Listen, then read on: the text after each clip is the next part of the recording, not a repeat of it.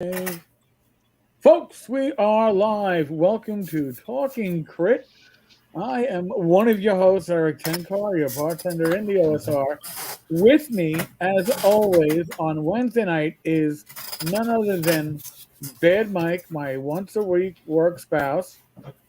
Are you wearing a ShireCon shirt? I'm representing Shire. I'm I thought representing you ShireCon were. tonight. Okay, I recognize the artwork. Tom, I want to tell you, your shirts. These are nice shirts, man. They feel. Yeah, I don't know if this is gilded or they what. don't Oh, grab the, they don't grab the neck. They don't grab the oh neck. no, they're good. Oh man, these are great shirts. I love this shirt. I should have got four or five of them. But thanks Tom for sending me this to me last year. So yes, your once a week work spouse is here, ready to spouse it up with our buddy Greg here. Yes, Greg Um, Christopher, How's it who, going, everybody? who's been prolifically producing ShadowDark material, technically a game that only has an official quick start released and maybe a beta. So that's actually pretty impressive because your work's been pretty impressive. You actually gotten comments from Kelsey that are Yes, positive. it's been very nice to hear.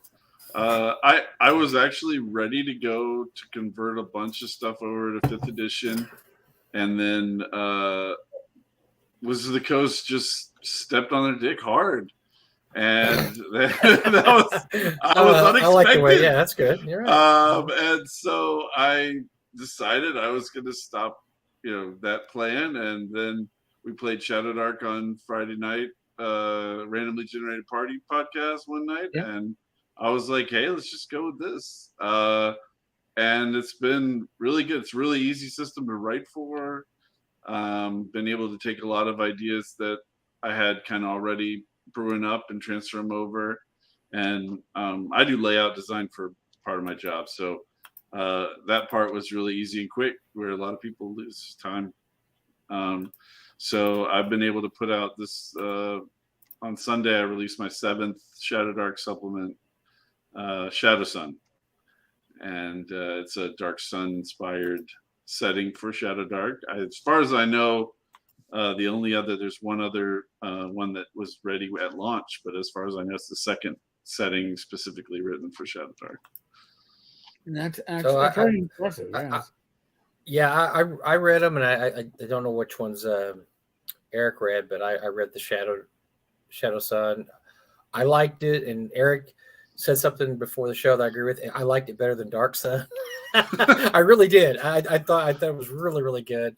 The one thing I would say about your stuff, Greg, and I'm going to apologize. I just wasn't familiar with your stuff. I know that you wrote stuff. I just, there's just so much stuff out there. There's a lot of stuff in the OSR. Yeah. There's a lot of guys I haven't read that I've got tons of PDFs I've never read, even just have acquired over the years, and I have more game material than I could ever possibly run from other people. Right? It's crazy. I think that's our situation, but it's good stuff. I mean, I thought the thing I liked about it is it is virtually interchangeable with any old school system. I was reading through your 2 adventures you had there, and I was just like, oh, I could use this without any on the fly. This is on the fly stuff.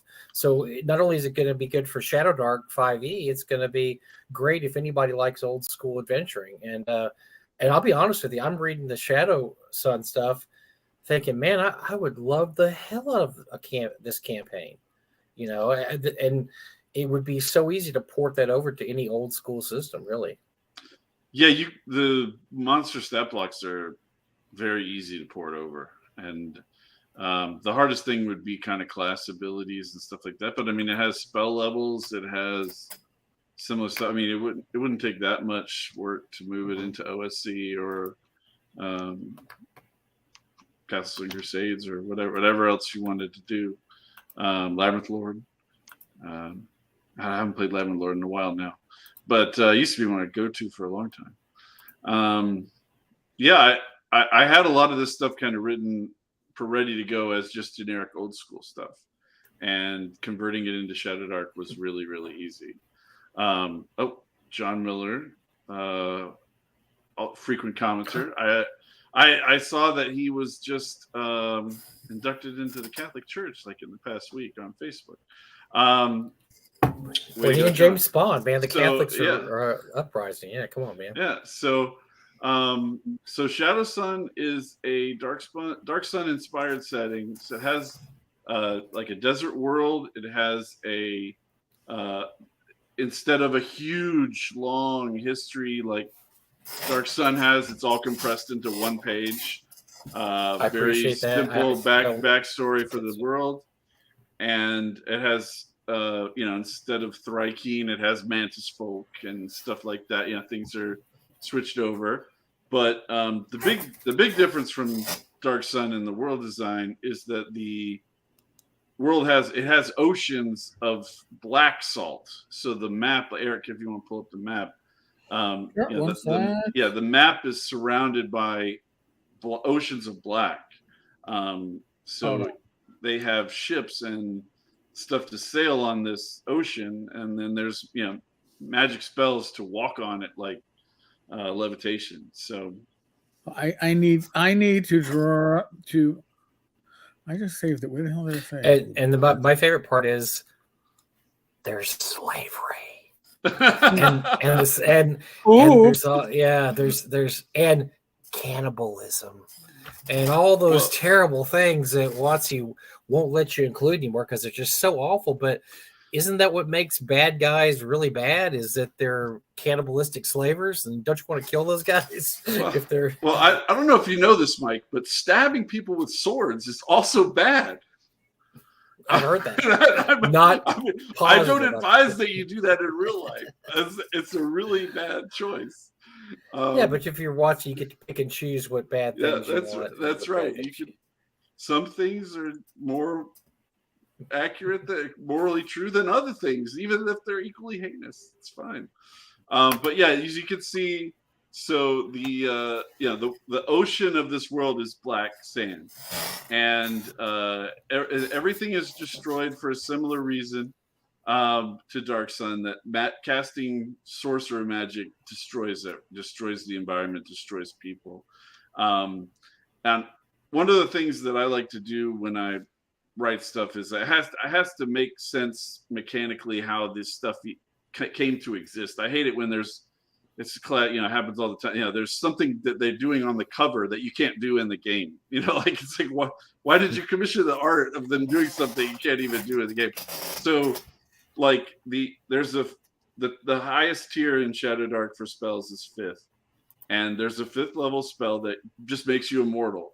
But every day you lose hit points. You have to consume that somehow using sorcerer magic. So sorcerer magic can drain the life from the plants around you and give you back hit points. The sorcerer magic can kill someone that you have bound up and tied up and restrained, and you can absorb their hit points. So the sorcerer king kind of idea, I call them mage kings. They're super powerful, but they're like vampires almost. They have to constantly be bringing in sacrificial stuff in order to keep their immortality spell going. So that kind of the basis of the whole setting is built into those sorcerer spells. As bad Mike is, I don't know, grinding away. I'm sorry.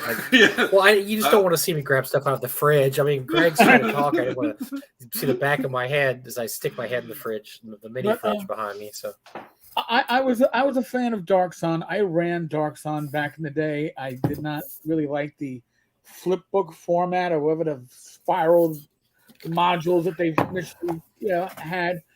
But the setting was unique, but it was so hard to give your players an understanding of what was going on, because they hit you with like, here's all the fucking lore, and slammed you. And you give at least as much usable lore in a much more approachable manner. Yeah, because you don't need all that. You don't need the history of the setting is basic. There's an ancient race of people called the Wee Folk that are basically halflings, okay? And they had a prosperous civilization, and then they had eventually invented they didn't invent. They received magic from this comet that hit the Earth. So the shards of the comet made the different races that were not halfling. And then the magic that they got from the comet, they attacked each other with until they destroyed the Earth. So everybody's just a legacy of that event. It's a simple thing. You don't need a blue age and a green age and a blah blah blah. Yeah, ridiculous. And don't listen to Matt Jackson. He's a Dyson wannabe. Well, and Greg, and also the thing that's great about that is that, and this is a problem I think a lot of people have with backstory, is something really only the DM or game master uses. I mean, the players don't know the backstory. And I've had to, there was advice, I may have been Ray Winiger years ago, who in one of his columns, he used to have a really good column about starting campaigns. And it was, don't create more than you have to, because your players, that you're the only one that the big giant backstories for. The players don't need to know the backstory. They just want to go in a dungeon and kill a goblin. I mean, whatever. They don't really care that the world's 3,000 years old and here's every king and here's this, this and that. I mean, it's just don't create more than you need to. I think from reading it, you create just enough to where it's a very interesting and intriguing backstory. Well, each of those regions on the map is described in maybe 3 or 4 paragraphs for most of them. Right. So that if the group goes, we're going to head out across this plate, you just have to read that, and there's a bunch of hooks in the description for what might be there.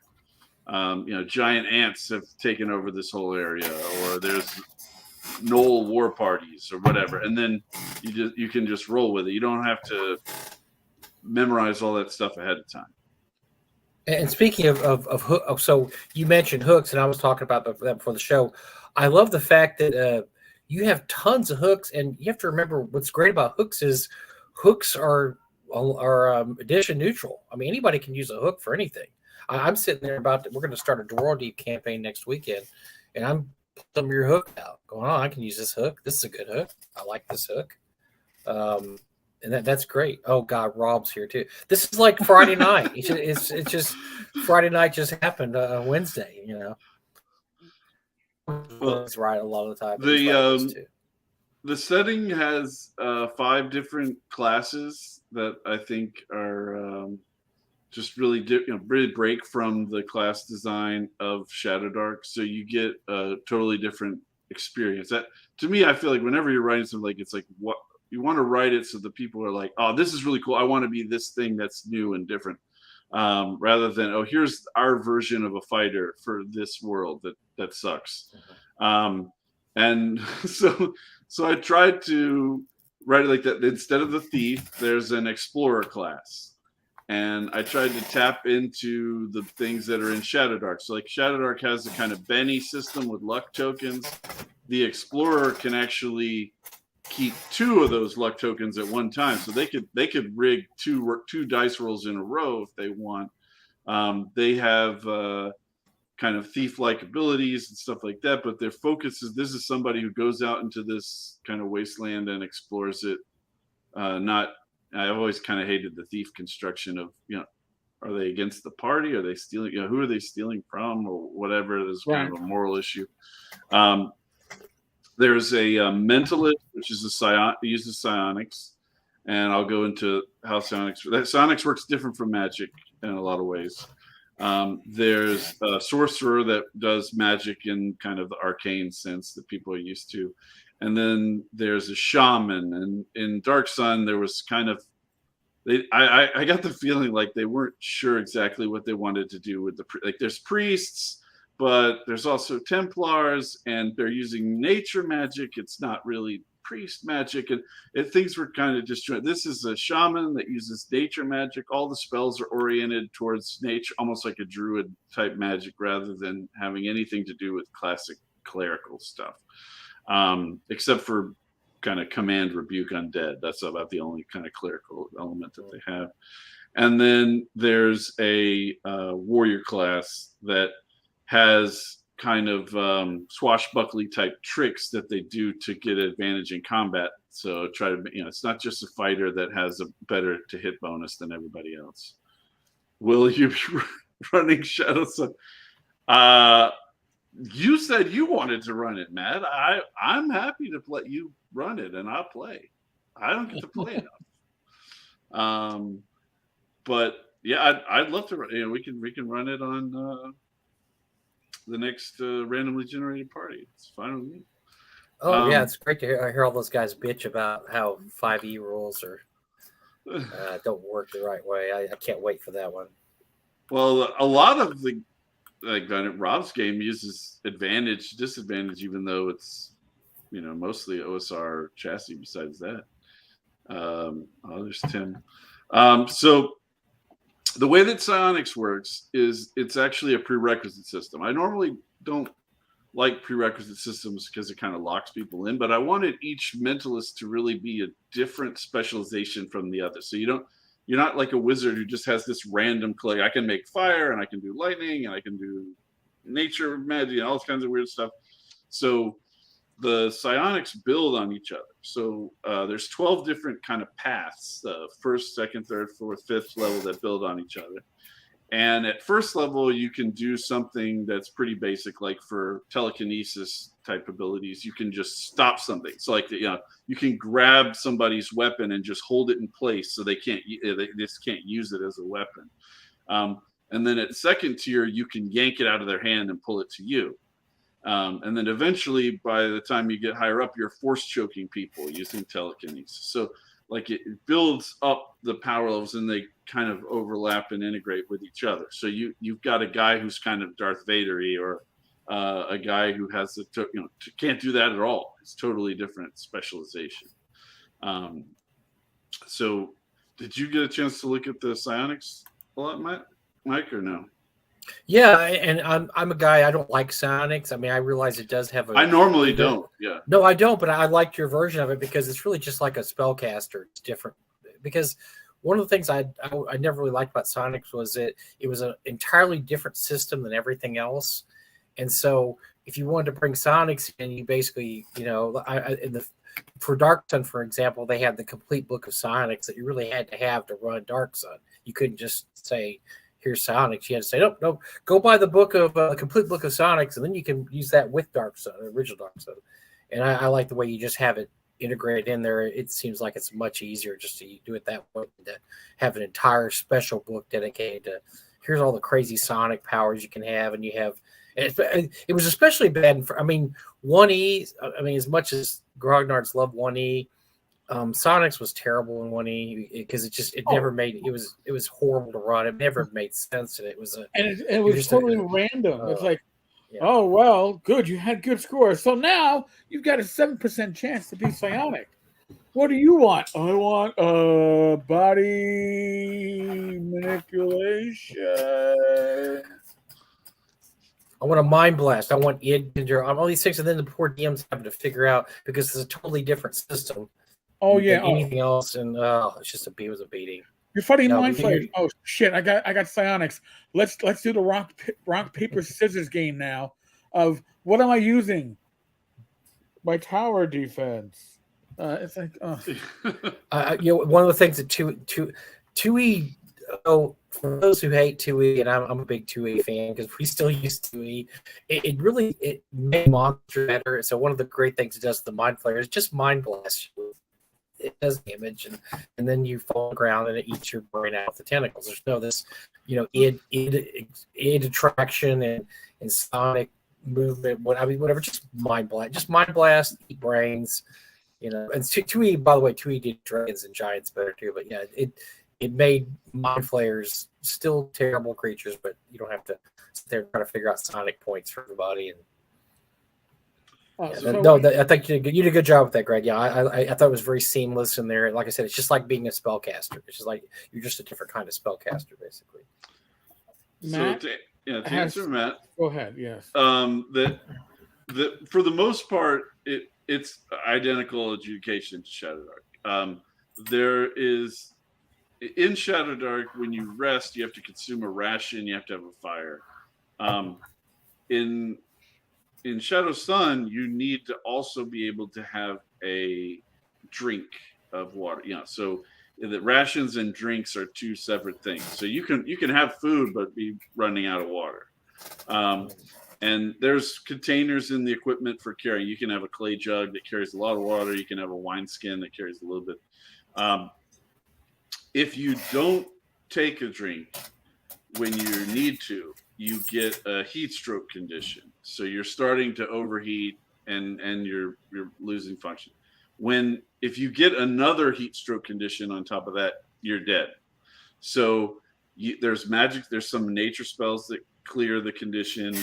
Drinking water clears the condition. But if you go out into the desert for 2 days with no water, you're dead. That's true in real life also, folks. Don't go out exploring the desert.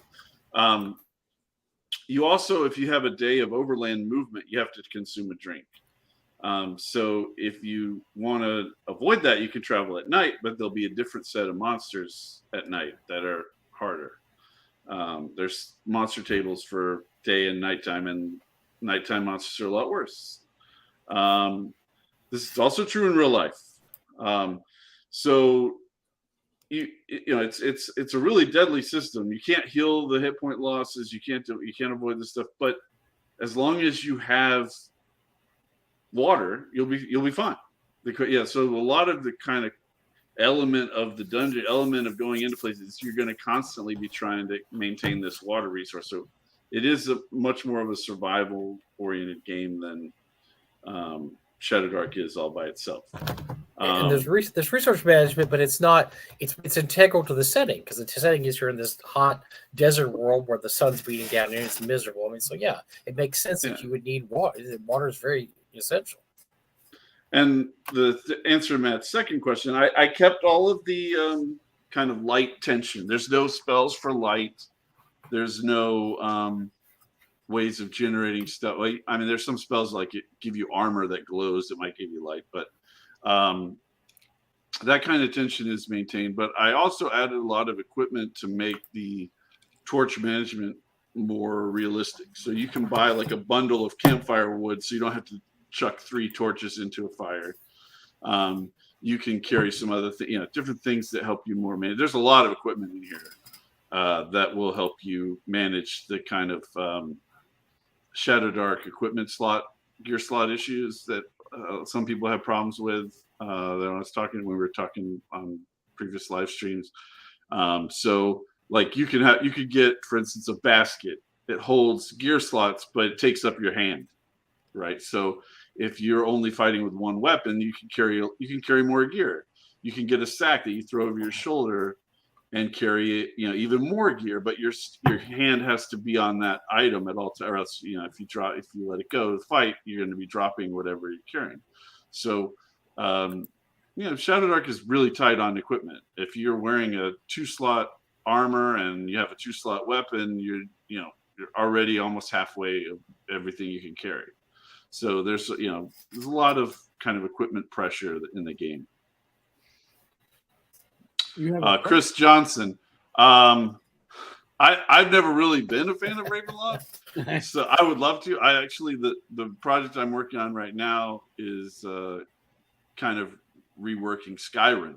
So building out, I've already built out the hex map. I'm just texturing it right now, and moving forward on that. So I'm going to have more of a kind of a classic campaign setting with hex map descriptions and use kind of the ShadowDark character generation side of things. Because as far as I know, there's no hex crawls for ShadowDark that exist. So I'd like to kind of be the first one to put that out there.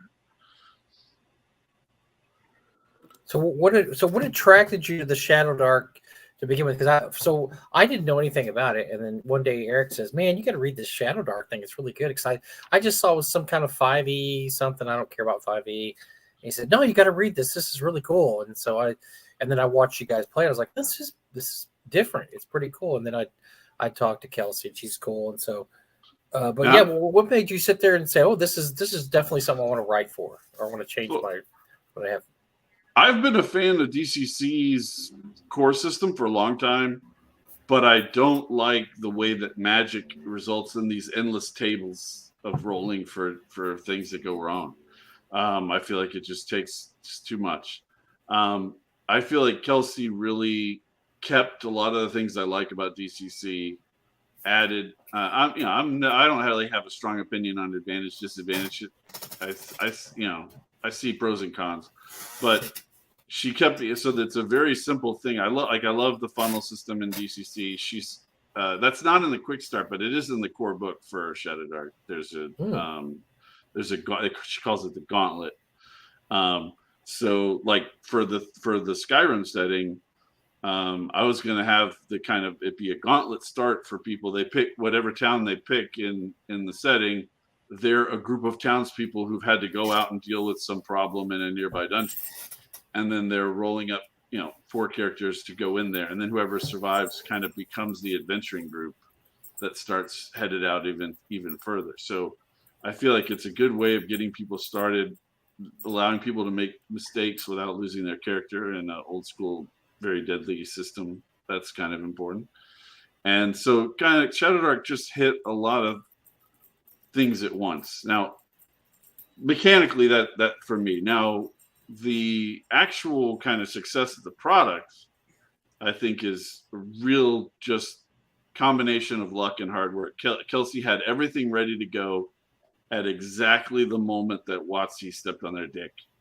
And that really, really was an advantage. I mean, like, nobody else was ready to roll out with the full load on marketing. She's got really aggressive marketing. Perfect storm. It was the perfect storm. Perfect. She'd built up a stable of people who were looking to her for content. It's not like she was coming from 30 people that know her. It had a big base of people, big kick, perfect timing. So, my kind of secret life goal is to let Wizards of the Coast bleed themselves to death. So ShadowDark fits into that strategy for me. I'd like to see as many people as possible move away from 5th edition and into an alternate system. And ShadowDark is a great transition or final destination. I think it's a good system. It's great. So one of the cool things about as you so quaintly put it, stepping on their dick, which they absolutely stepped on their dick here. I'm gonna second that. One of the great things about it is it's helped out. Really, OSR has gone nuts. I know that. I give an example. I think Frog God Games, we've had the best first quarter in our history, which is just nuts. And but a lot of companies, I hear that from everybody, all the small companies here, that they just had a ridiculous first quarter because everybody they kind of saw the handwriting on the wall with what he's doing, and said, you know what, we better have a backup game here because this might not turn out the way we like it. So let's start playing something else. Let's try some of these other systems out there. Yeah, and I thank you, Rob. I do have a system of my own. But I've reached kind of a point where I play a whole bunch of stuff. I played in the past couple months, maybe 7 or 8 different role-playing game systems. I play Rob's system. I'm playing in a 2nd edition game with Joe. Have somebody else run my own game. It's really great to have somebody that's not you running your own material. I've played a homebrew of my friends. I played Alien. I've been just Walking Dead Kickstarter just finished. It's by the same people that made Alien. I forget, Free League, whatever it's called. Really, yeah. My son is super into Walking Dead, so I got it. So we can play with him. I like to just play a lot of different games. Play ShadowDark. Play all this stuff. I feel like Plato had this idea of an ideal form. Like, you can have an idea in your head of like the perfect triangle, but you're never going to run into the perfect triangle in real life. There's always going to be a problem with it. It's not going to be perfect. I think everybody who's kind of creative has this perfect idea of an RPG in their head. The RPG I wrote is like my attempt to get the closest to that ideal, but there's a lot of different kinds of triangles. It doesn't have to be my perfect version of a triangle. I like the kind of beer and pretzels aspect of ShadowDark. It's more fun and quick. It's not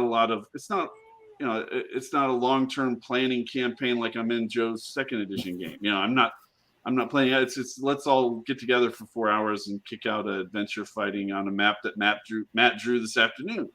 Right. You know, so I think there's a different place for everything. You know, I had a group of coworkers that wanted to do a bonding experience after a difficult project, and I ran the Alien box set for them.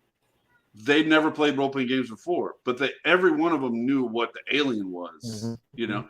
So when I say, okay, you're in this, there was one woman who she'd never played role-playing game before, kind of maybe in her 40s and 50s, I don't know exactly. And there was a guy who had heartburn, and it's just a red herring in this scenario. She lit that guy up immediately with a flamethrower. She was like, I'm not taking any chances that that guy's got the alien, you know. You had a bad pizza last night. Too bad. Yeah, you're going down. So, you know, would I want to run a 2-year campaign of Alien? No.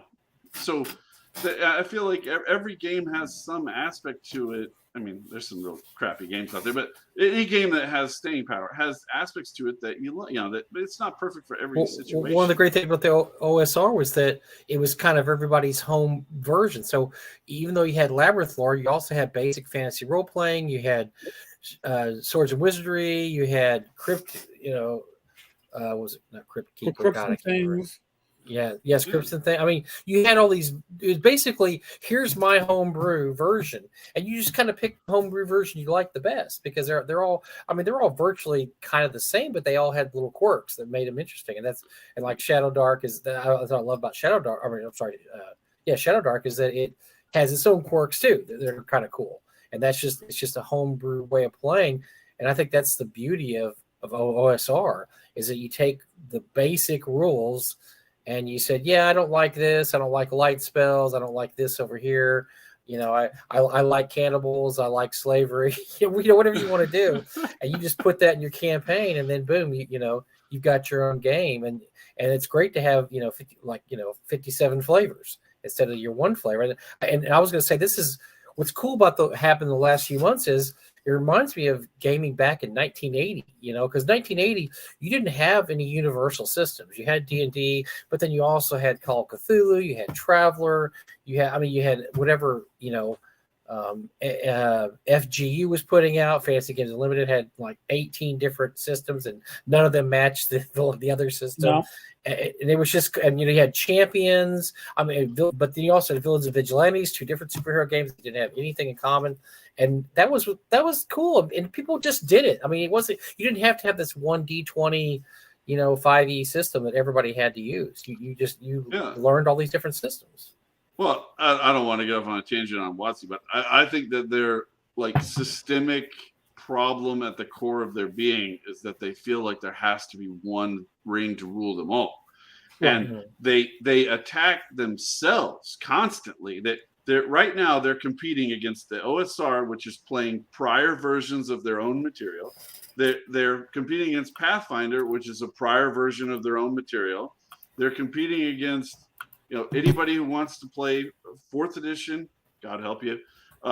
Anything else, it's all derivative of their own material. If they had released D&D Tactics instead of 4th edition, just called it D&D Tactics, and ran parallel 3rd edition and ran parallel 2nd edition, they could be selling things hand over fist. Instead, it's like they just keep stepping on their own dick, trying to compete with themselves. It's ridiculous.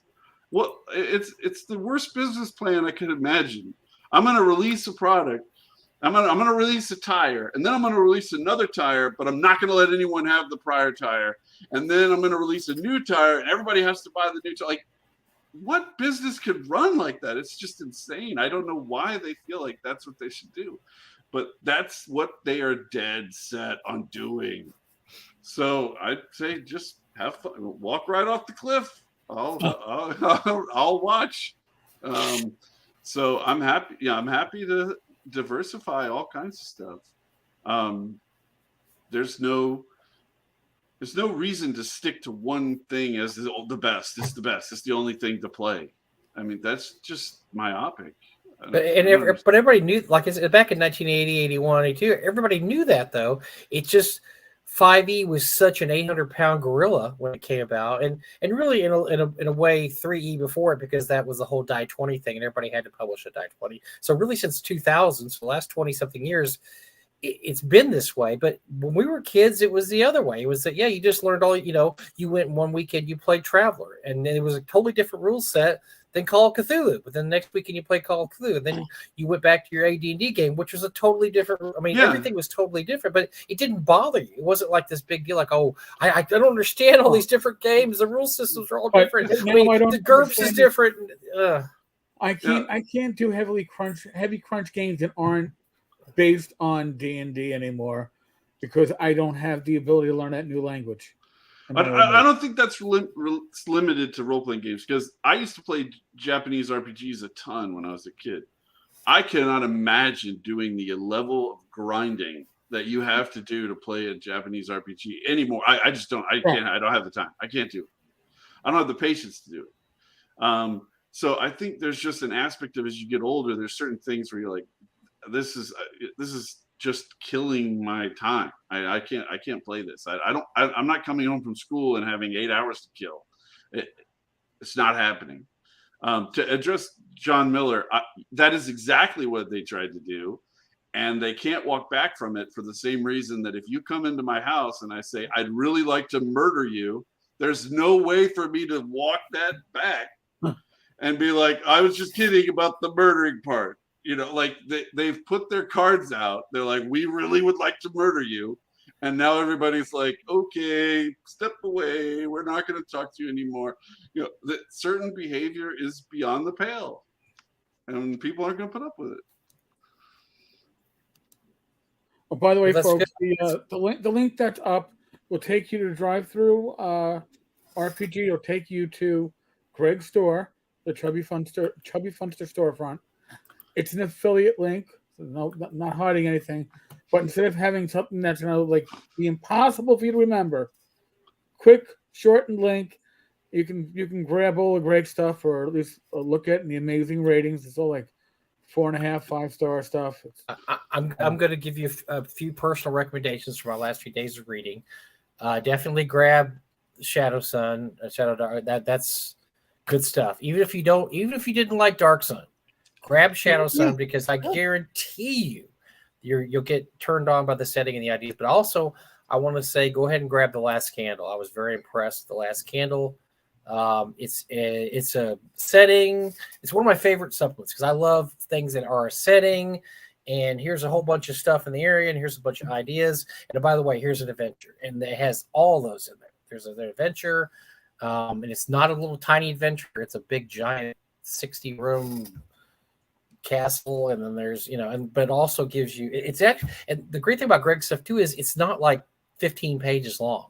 I hate that when you find something you think is really good and you're like, this, I love this, and it's like 15 pages long. I want 100 freaking pages, man. Don't tell Matt. Greg gives you that. I love it because there's enough there that you're reading through there, and I'm going, there's even more hooks. There's more hooks. There's more hooks, and there's hooks, and then. But no, the Last Candle I'm impressed by is a really good little. I mean, my highest recommendation is something is that I read it and I want to play it. I wanted to play ShadowSun, and I really wanted to play The Last Candle. I wanted to run it, but I'm already running Dwarrow Deep for my group, so I don't know if I can work The Last Candle setting in there. But yeah, those are the two I would jump on, pretty quick, and they're cheap. They're $5, man. Come on. Well, you didn't get a chance to look at Terra Invictus. Eric, no, I did not. That's one. Can you pull up Terra Invictus? That. Yes. Yeah, and just kind of scroll through so Mike could see the scale. Yeah. It's basically a 300 hex crawl with a ton of detail at the I love hex. I love hex crawls too. Hex crawls are great. So, yeah, I'm a. All right. So I really, I read The Last Candle. Was like, man, I want to run The Last Candle, but I'm already running Dwarrow Deep. There's no Last Candle for quite a while. But if you like low level and like you want a setting, but I want lots of stuff to do, that's one I would jump on real quick. For $5, you can't beat that. I get his shit. Eric's confused by the internet. The internet is beating up Eric. No. I had to. Here he goes. Yeah, so this is Terra Invictus. It is a generic OSR campaign setting, really. It's written for my game, but all of the mechanical fiddly bits are generic. You can tie into anything you want. The beginning, there's an overview that talks about the different climates and what kind of animals live there and what to expect, what's the political situation and so on. I have a really detailed level of portfolios in my settings, so you can assign these portfolios to a god, and there's a system for them killing each other and acquiring the portfolios of other gods. So these are all the gods in the setting, and it's kind of like a big Forgotten Realms list. You could just pick out which god fits your kind of character type. And then this is for the DM and the DM side. There's villains that are all over the map. The Eye Tyrant is kind of the bigger villain of the map, but all of these guys are located out there, and they all have their own plans. So they're constantly, if the players don't pay attention to them, within a couple of months they'll have done a whole bunch of even worse stuff and taken over another couple hexes. So I use the icon system to break up content. So there's an icon of what you see when you first walk into the hex. There's an icon of what kind of trading opportunities there are. There's what monster is that's right here. And then there's basic OSR stat blocks. Everybody. So then this is the hex contents. Every hex is got a D6 table. So when you walk onto it, there's just tons of random encounters for every hex all over the place. That'll probably be what you would steal out of this, Mike. So as you go to, just go scroll through it pretty quick, Eric. Just tons of encounter tables, cities, locations. This is a castle with a couple of guys that are there. Yeah. So each NPC has their own icon out for what they're doing there. And it just goes, there's 300 hexes. I could keep scrolling and scrolling. By the way, I play tested a bit of this. It was fucking amazing. Tim was plagued by a giant eagle. Oh my God. So one of the things is for big monsters that fly around, they're on a lot of encounter tables. So a red dragon is on the encounter table for a lot of hexes within an 8 hex radius around. So he could show up anywhere flying over you. And there was this giant eagle that just kept spawning over Tim's head. And he was like, we're going into the next day. Is the giant eagle here? Is it chasing me still?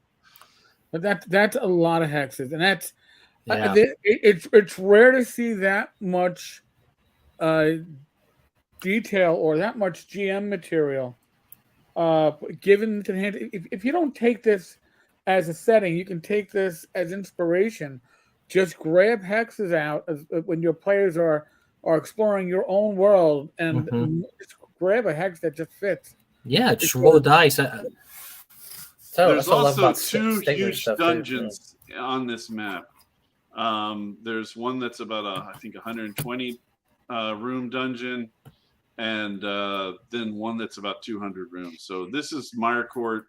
It's an old embassy of an empire. It's long gone. Used to be their embassy to the dwarves. So it's an underground kind of fortress.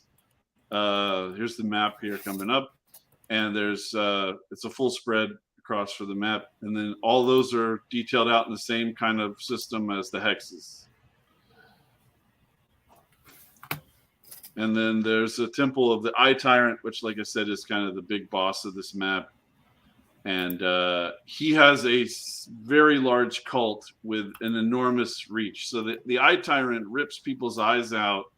And when he does, he can then forever see through that eye socket of the eye that he took out. So he rips people's eyes out and sends them out into the world.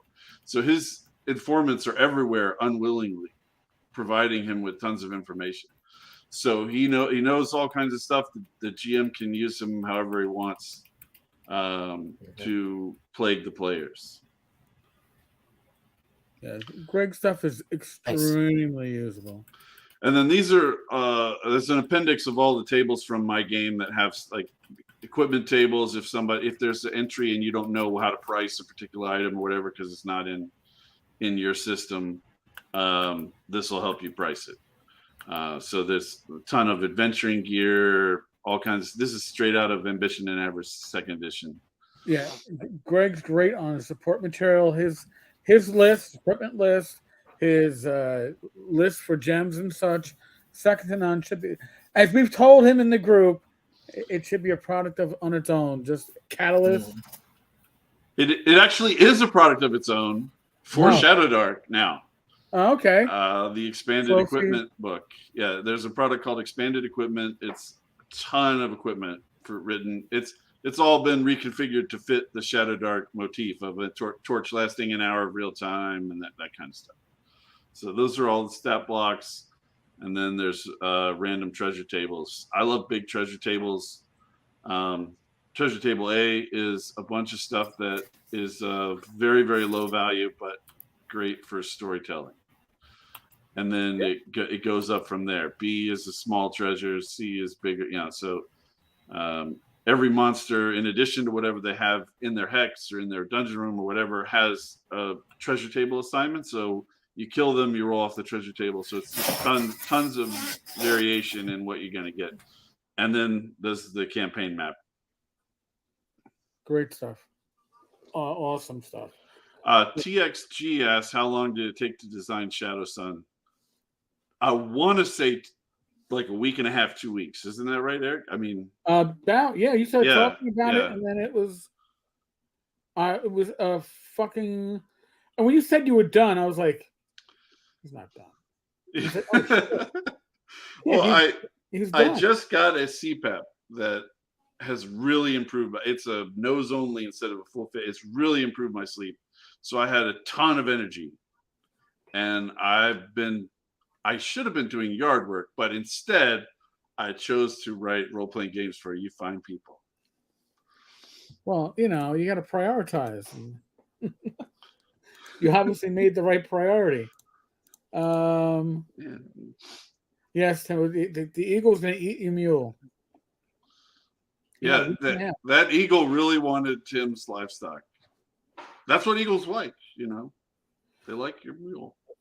When Greg is when Greg has a focus and he's like a wolf clamping down, he doesn't let go until he's finished. And I've seen him work like this, get into a focus. I've seen it in other projects. Haven't seen it as quick as this. This is probably the quickest for a project this size, but I've seen him work very, very quickly, very complete, and the quality is there. Is there a scale for the ShadowSun map? I actually made that map in like 2013, and it was just a Photoshop practice design. And I wrote all the stuff, and I had some idea, but I just canned it. I never wrote anything for it. So I didn't have anything in mind in particular. I didn't bother making the scale. Rob Conley wanted to help me with this. He wanted to turn it into a hex map. And we worked out that Golden Horn down there is about 250 miles long. It's similar to the strait right next to it is similar to the Dardanelles in Turkey, where Constantinople and now Istanbul sits. So we kind of use that as a measurement. I think it's about 2,000 miles all the way across the continent. That's pretty cool. Now, I mean, you've been seeing pretty good success with your releases. Yes. I've had 4 out of the 7 ShadowDark stuff that I made already hit copper. And they have metal levels on Drive-Thru-RPG for the number of sales. So it's been, there's a big hunger for people. People want stuff to be able to run with ShadowDark. They're waiting for their PDF or hardback or whatever to come in on the Kickstarter, and I've just been trying to get stuff out moving so people can use it. I mean, you have been consistently putting stuff out since our playtest, pretty much since our yeah. I just thought we did it. I said this will be really easy to port. You can basically take stuff. All the she uses the same kind of base OSR stat block design. Just kind of a little bit better graphic visual presentation than little rectangle box, but it's basically the same stat. And I mean, I do like I said earlier, I do layout for work, so I was able to really quickly put up a layout, get everything ready to go on that front, and I just write in layout. No, you do not need DarkSun to run this TGXG. Mm-hmm. No, yeah, no, nothing. Yeah, as a matter of fact, like Eric and I said, we like it better than DarkSun because it's just compact, it's quick, slick, easy to run. I mean, you could roll up characters tomorrow with your group and start playing. I mean, that's how easy it is to just jump into. Right. Now remember, DarkSun had a few other quirks to it, like starting at 3rd level, starting with your stable or whatever they called it. So you had 3 or 4 characters, and you would swap in between adventures. I don't know why they whatever. It just there was a lot of logistics of playing that you had character races like the halflings that really didn't fit well in as part of your party. If you were trying to be trying to be good in a world of evil, bring the cannibal with us. Come on, he can clean up afterwards. It's just what he chooses to eat doesn't mean he's good or evil. It's just if he's hungry, come on. Yeah, that body's laying there. Nobody's going to do anything with that body. You're going to bury it. You're going to bury it. Anybody need anything? You might want an arm. You might want a leg. No. He can sleep in your tent with you, Mike. Well, I'm hoping he's going to go for the easy stuff and not the. I'm still alive. Well, I guess he sticks a knife in my neck, but. It's you don't need anything to play. It's perfect the way it is. And Greg, I see that you saw what Wizards of the Coast was doing with half races. We don't have mules here. Half dwarves. No, there is an island called Dur. I wanted it to kind of be close phonetically to Mole, but it's kind of like a refuge for half dwarves. They don't really fit into either society, and so they have kind of it's like a little sanctuary island in a sense, and people don't really mess with them, like a leper colony or something.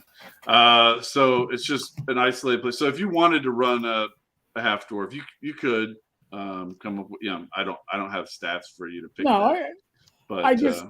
There are certain things of DarkSun that sticks out. I mean, actually, I think I enjoyed the initial, was it the Pentad?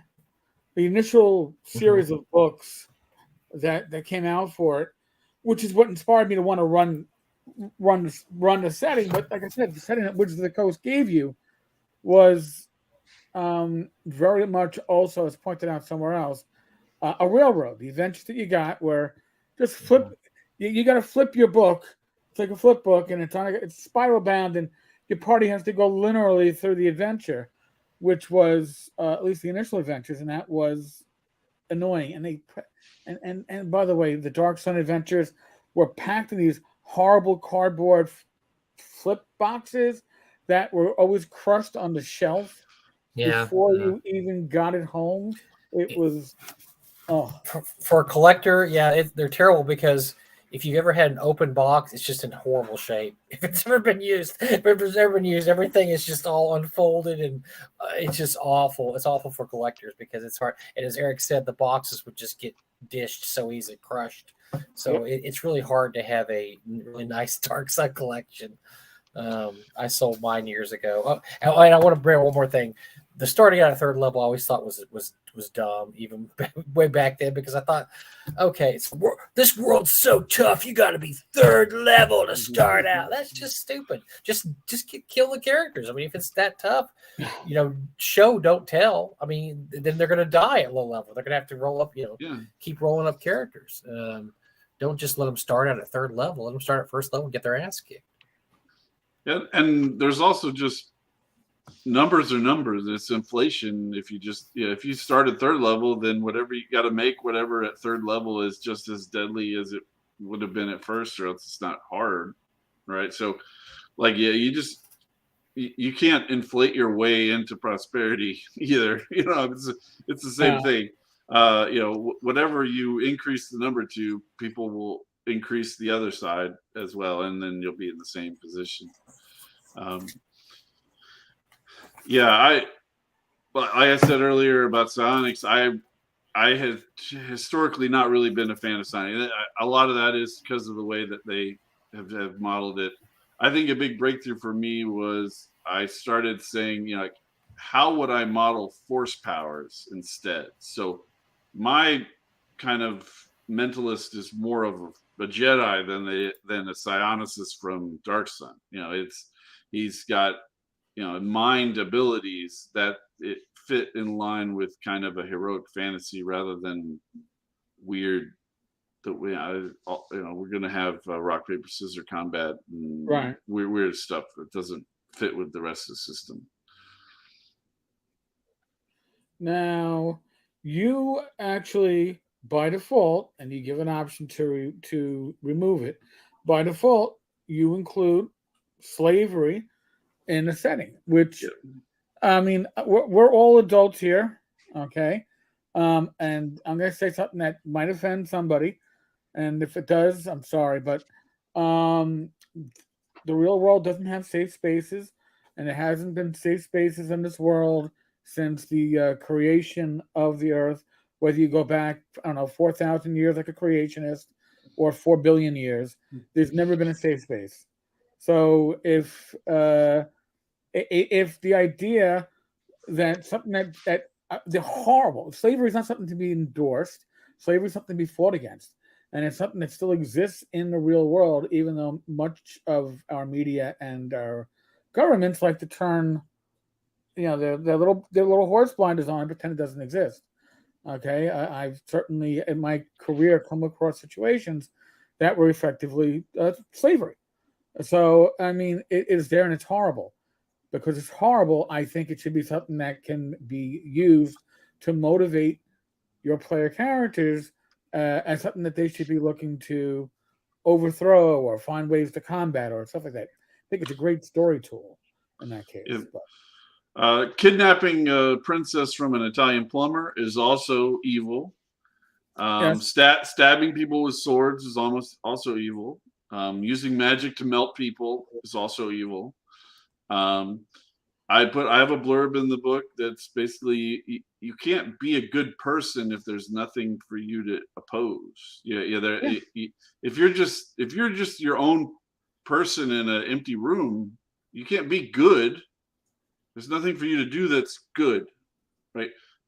Being good requires there to be something that's not good that you can get rid of, stop, oppose, whatever, and interact with. So if you want to have a game about heroes, there has to be villains in the world. There has to be some kind of evil to oppose. Whether it's the penguin or goblins in a temple, there has to be something for you to be fighting against. That's why nobody wants to play a scenario where you're a barista in Wizards of the Coastland, because it's boring. There's no fight. There's nothing to do. The coffee is not evil. So that's just the way it is. If you don't want it, don't put it in your game. That's the great thing about role-playing games. You can do anything you want. You can turn every inhabitant of this world into Barney the dinosaur if you want. That's up to you.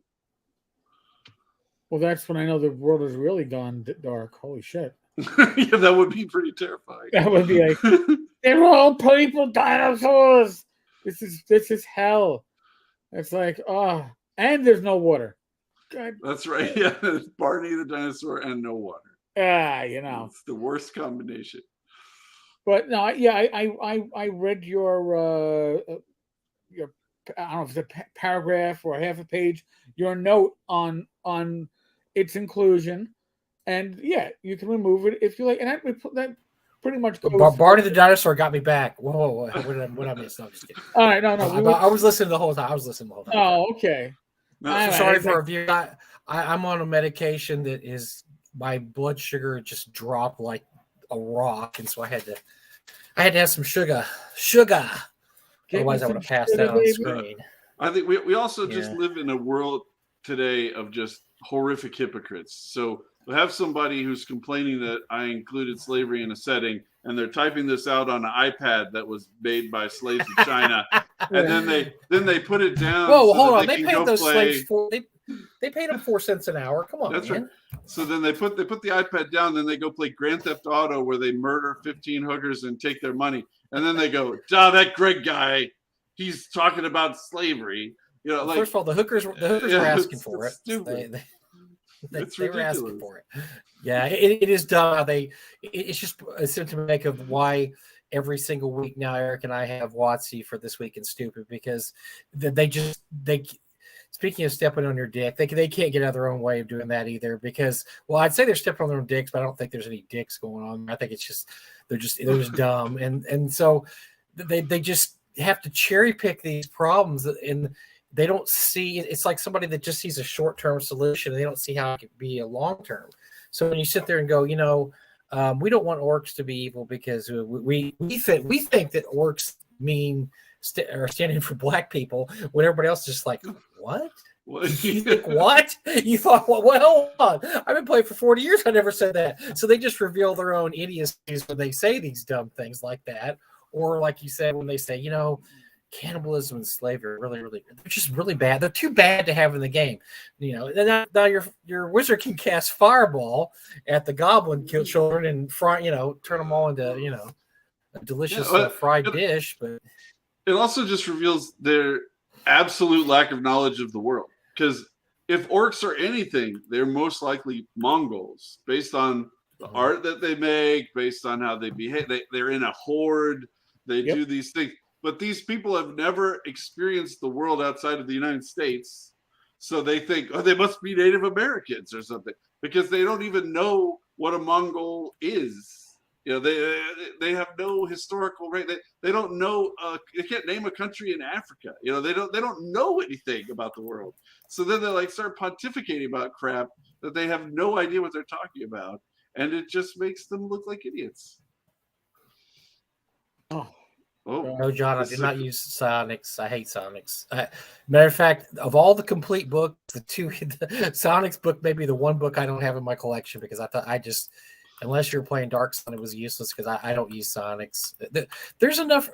One of the problems with D&D, to be honest with you, is that it doesn't use a one and all system. Like let's say Call of Cthulhu, their 7th edition. It's one system now. It's a die 100 for everything. It wasn't always that way when Call of Cthulhu first came out. It was not a die. You had different ways to roll up your intelligence, this and that. But now it's a die 100. D&D there's one system that thieves use that doesn't relate to anything else in the game. So like if thieves have a percentage for every thief function they have, which is no other class uses for anything. Fighters have a strength percentage if they get 18, which we just don't have that for intelligence and wisdom. Thieves don't have that for dexterity, but no, fighters get to roll for strength 18, 100. There's just this hodgepodge of stuff. And then on top of all that, then you have Psionics, which is a totally different system. They just kind of tried to shove in there. And you got to remember, when they first started D&D, it was everything in the kitchen sink, right? I mean, if you read the original, books, Greyhawk and Blackmore and, those books, it's just, they're just throwing everything in there. They're seeing what works, right? And so they threw Psionics in there because, they're Psionics. They were doing something Wizards of the Coast doesn't know how to do. They were innovating. See, they were coming up with new ideas, things, all kinds of stuff. And then eventually they were like, okay, it would work better if we rewrote this a little bit like that. Right. Blah, blah, blah. But when you're spinning up new ideas, that's not really at the top of your mind. They didn't think like that. Right. No, and they were just throwing in whatever system. I mean, it's logical to me that D&D, if you have, if you get a 18 strength in your fighter and you get to roll for percentile strength, why doesn't a thief get to roll for percentile dexterity? Yeah. or a mage roll for, it's just this odd system, and we love it because it's just, you're used to it, but it doesn't make a lot of sense sometimes. And for me, not only that, but the first edition Bard never made sense. But the Psionics just didn't fit with everything else. How about pretty much every rule in the Dungeon Master's Guide? There's no consistency in it, right? I mean, you look at unarmed combat, and you're like, what does this have to do with any other combat? Why are we using a percentile series? Why does the assassin's chart drive me crazy. Every other class has to hit and kill something, but no, the assassin, you get to roll, and it could be a 100th level mage, and if you roll the dice, he's dead with one stab of your sword. No other class gets to do that. It's weird. Okay, but that's why we innovate. That's why we have AOSR, so people can say, I don't want that, I want that. But I think Greg, like I said before, Greg did a really good job of. Whoa. Can you hear me? I'm back. Yeah. We can hear. We can hear you. My headphones got no. It did a really good job because I looked at his system of Sonics just like another spellcaster. It's very easy to figure out what they can do. It's consistent, right?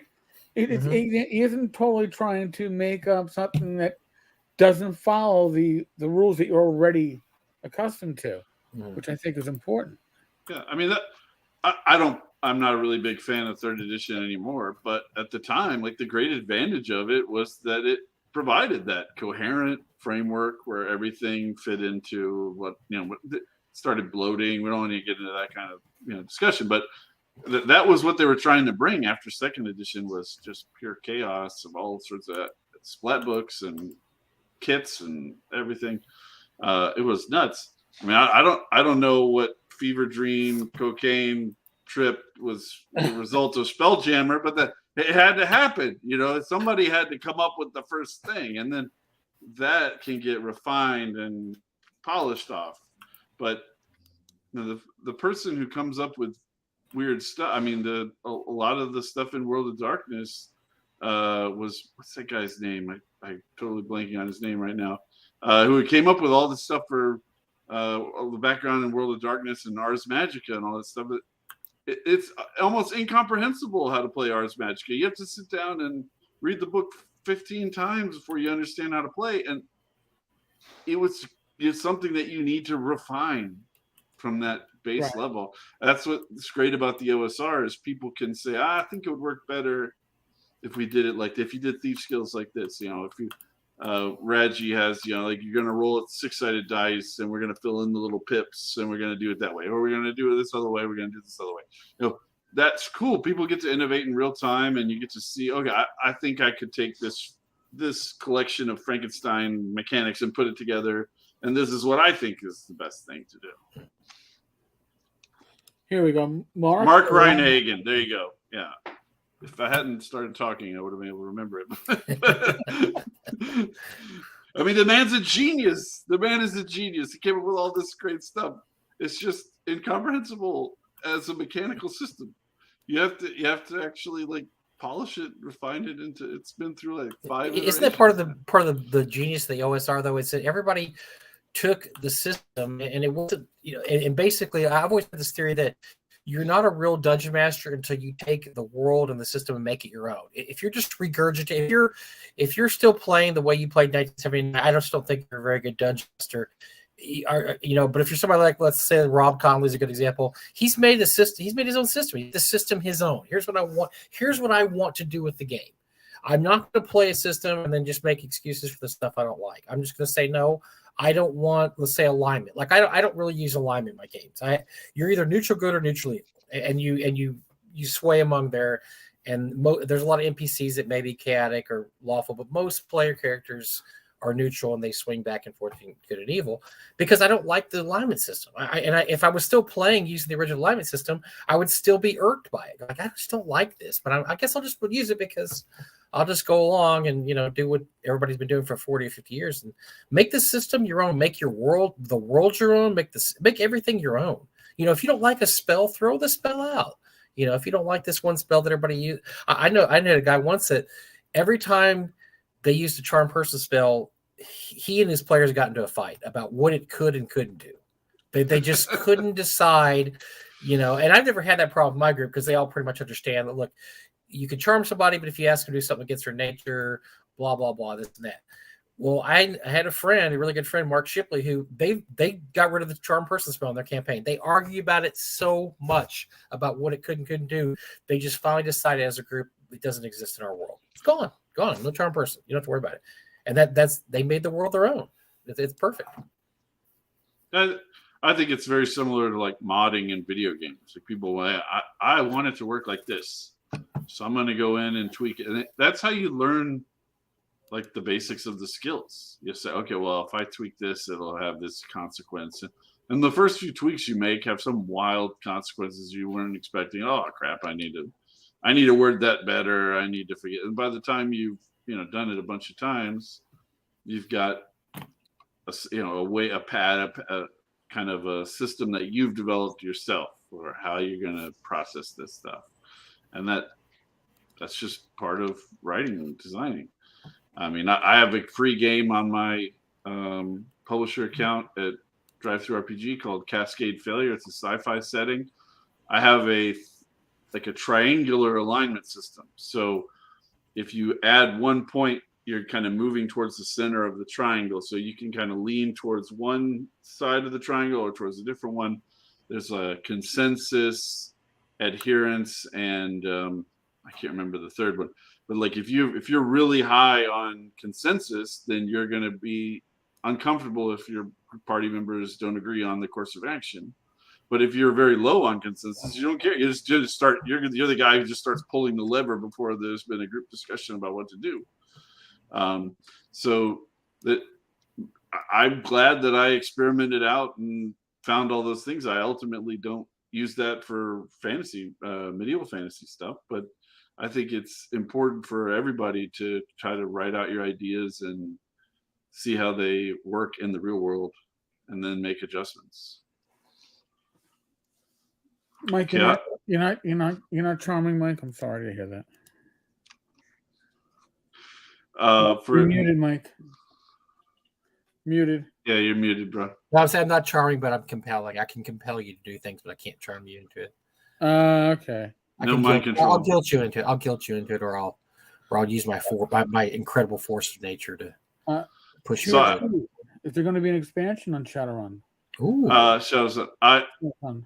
I have some ideas for some short stuff. I have some I want to say dice style maps just to mess with Matt Jackson, but they're really Matt Jackson style maps that I have that are stock that I was going to turn into kind of a series of maybe like 8 different little mini dungeons. There's only about like 10 rooms each, and have them just be like locations within walking distance of an oasis out in the middle of somewhere. I haven't put that together yet. I just kind of go with wherever my brain is flying at the moment, and it's flying in a different direction right now.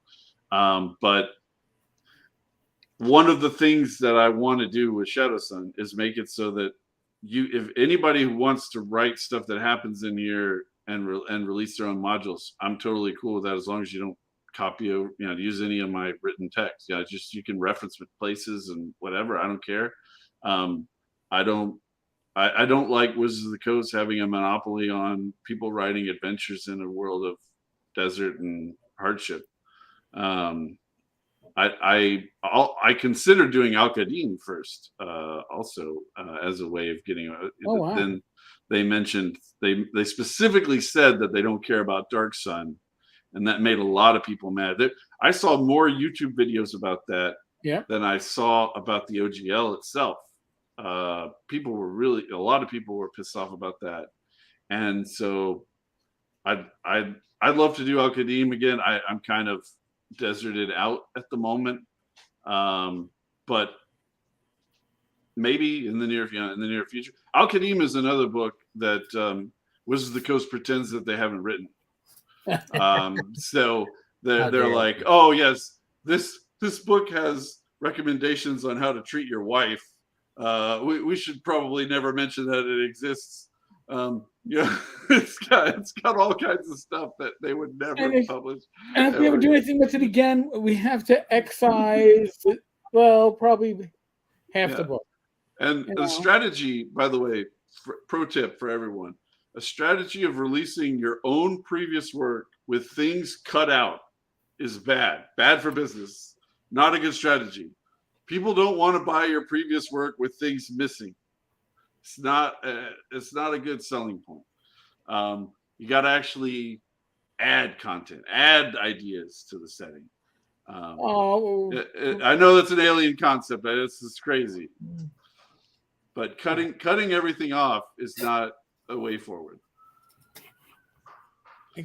Okay, so I love listening to the Friday night show because I like you guys' opinions. So now that we have Greg just here, we can start beating him up with stuff. So, tell me what in your opinion? This is all opinion. We're all opinion. We're all friends here.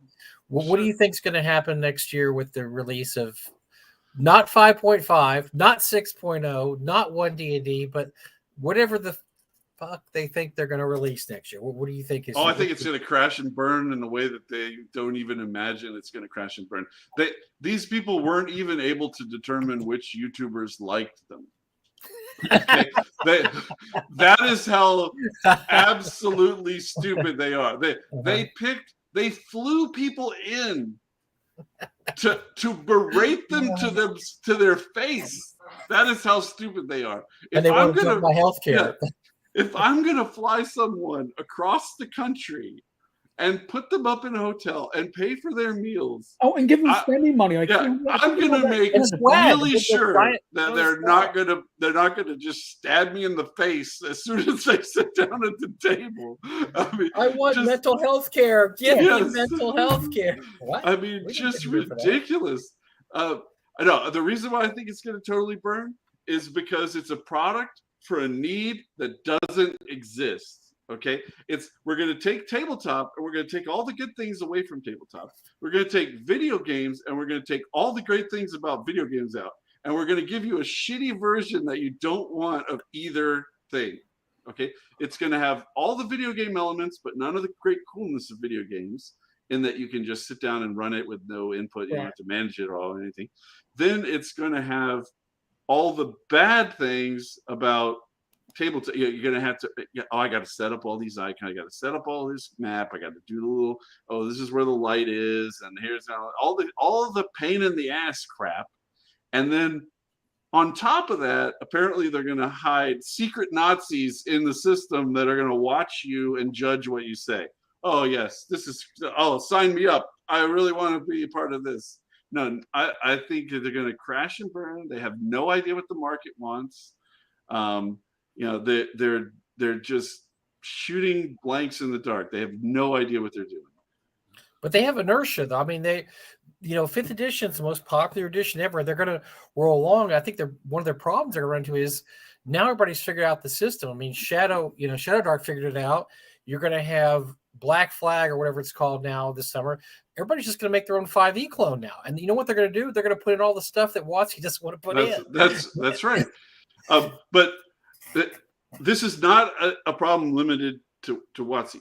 Disney is losing money like you wouldn't believe. They're throwing away the GDP of small countries in the trash to make stuff that nobody wants to watch. Okay, Amazon is doing this.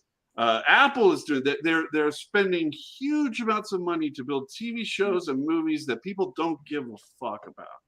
Okay, so WotC is just one more brick in the wall. That's all. They're totally tone deaf. They have no idea what people even want in a product.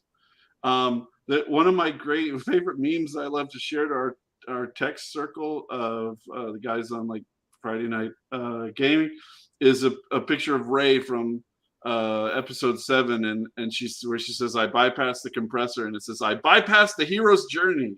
Like they're writing crap that sucks. It sucks. It's so bad. It's like, hey, do you like Obi-Wan Kenobi? Would you like it if we made him suffering, shitty, old, full of regrets, not skilled anymore, upstaged by smaller, weaker characters? Is that what you'd like? You know, like it's almost like would you like a sandwich? How about a dry sandwich? How about a sandwich with no flavor? Would you like that? Like they just have no idea what people want. It's crazy. Well, that's the problem is that goes to the top when you don't have leadership.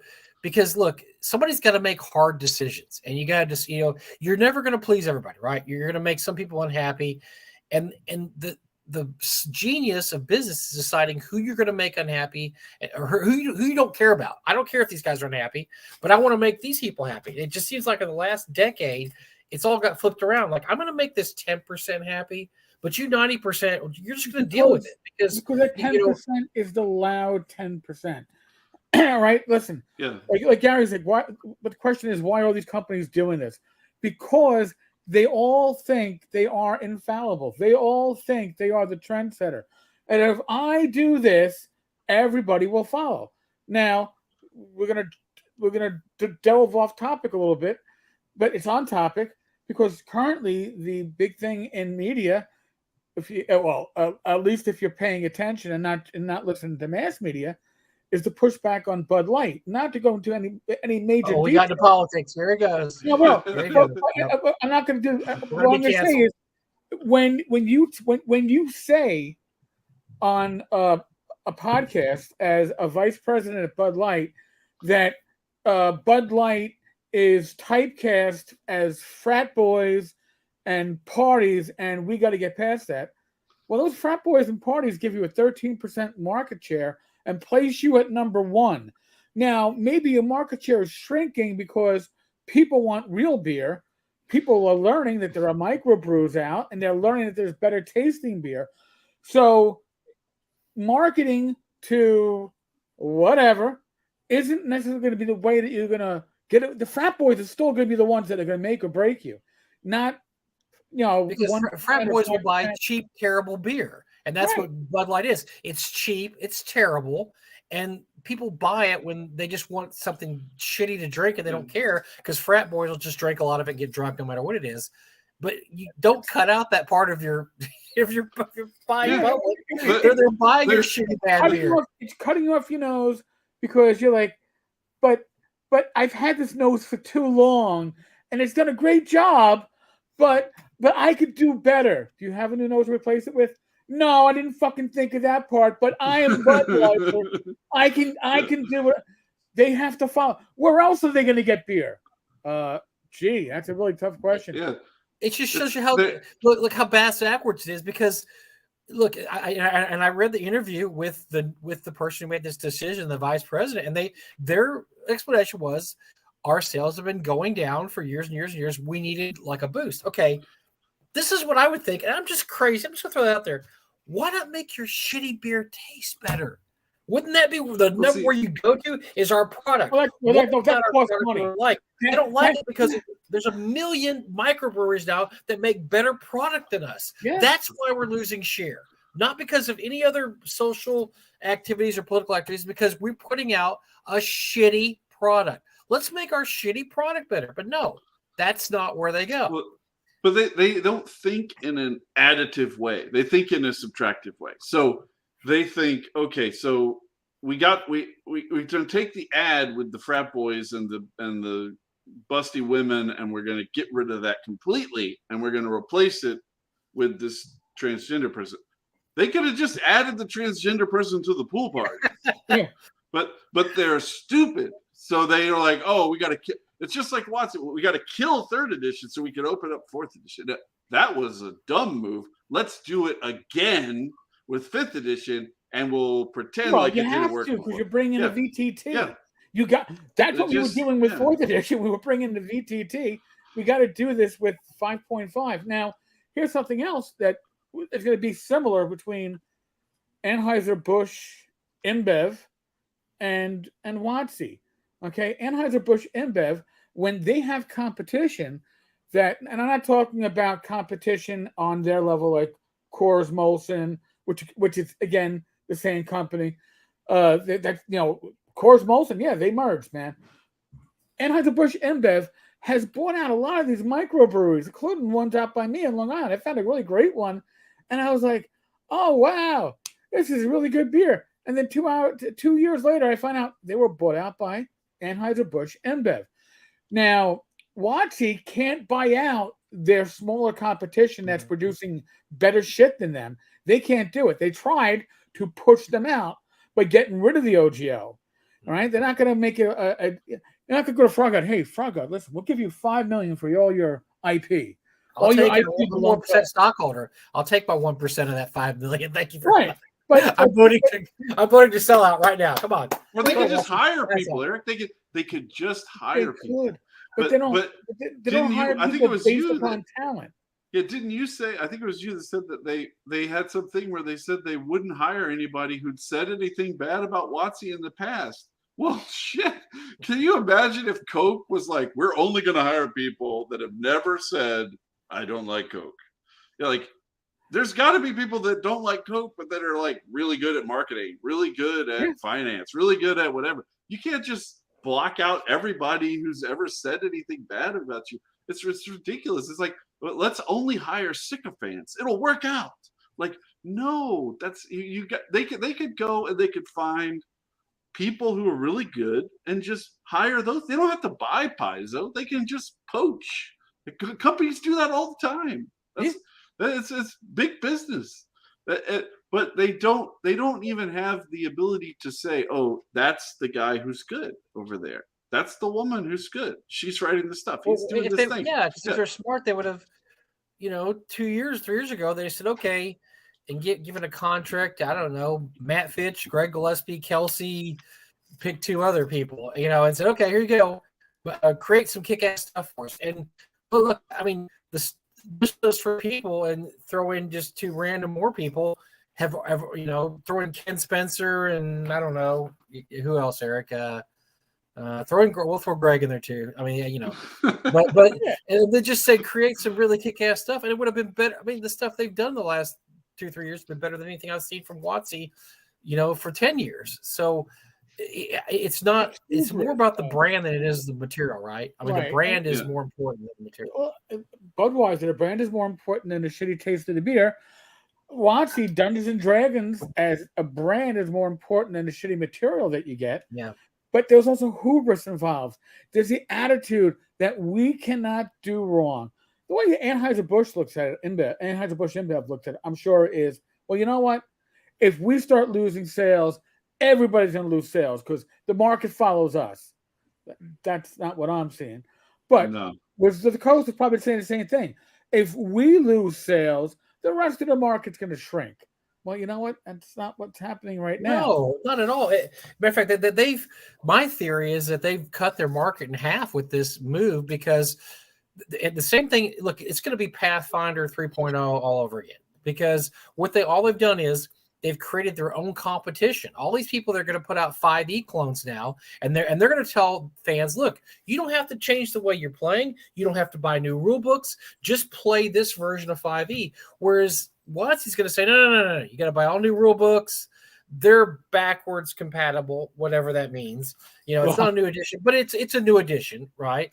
Right. And it's going to be a bunch of stuff that people don't like to play. And I mean, I'm on boards. I'm on Discord, Hangouts and all this stuff. And I don't just hang around people that believe what I believe. I try to go to different places. And there's a lot of people that cross the political spectrum, that cross the gaming spectrum, that detest the changes that WotC made in the last few years, because it's just not the kind of D&D they want to play. And so if you have people that are saying, no, you can play like that still. You play my system, and you still can play like that. You don't have to get new rule books, blah, blah, whatever. Yeah, it's going to split the market in half. I really think it's going to have the market. I think half the people that they think are going to move to 5.5, 6.0, 1 D&D are just going to stay with what they're doing. And they're going to say, we're fine. We're fine here. Yeah. And they don't have any kind of, trying to think of a way to say this. Like, they don't have any way of communicating why you should play D&D. Like, they suck at that. Okay, like they don't have the passion of D&D is so awesome. You should join our team. You should be part of D&D. It's awesome. D&D is great.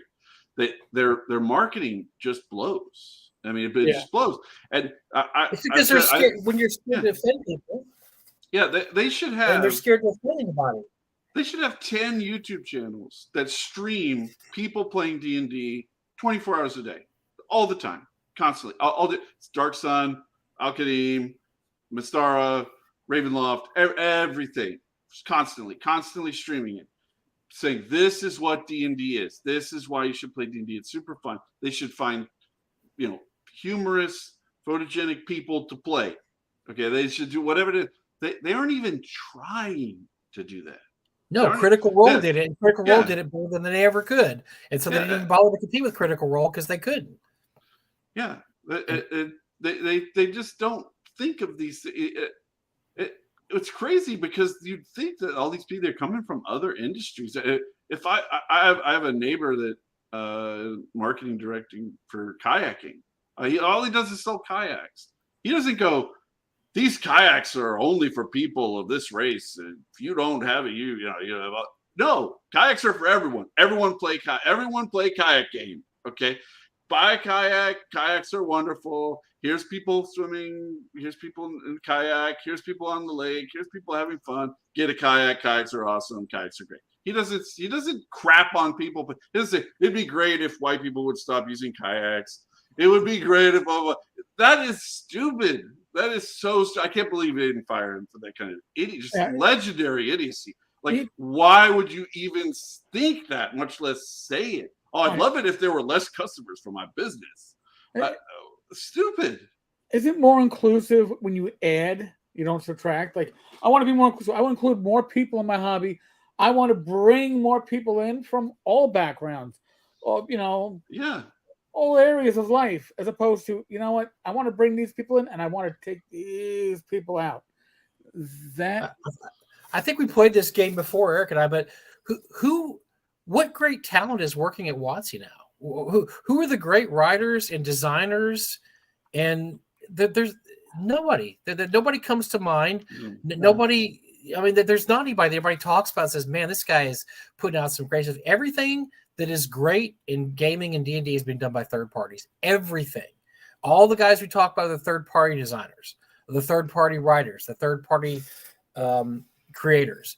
None of this is maybe the artists. I guess the artists are still good. I don't really pay attention too much to the art, but I'm sure they probably still get the best artists out there. I know their art's pretty slick and it looks great, but who are the great designers working there now? They're just kicking ass. The guys that used to have a brain trust. They used to have a brain trust of great idea people who worked together. Like 4 or 5 guys. They rotated out over the. There's like a different crew of guys that did 3rd edition from 2nd edition, whatever. But sure. they have this like brain trust. They're like, we don't need those.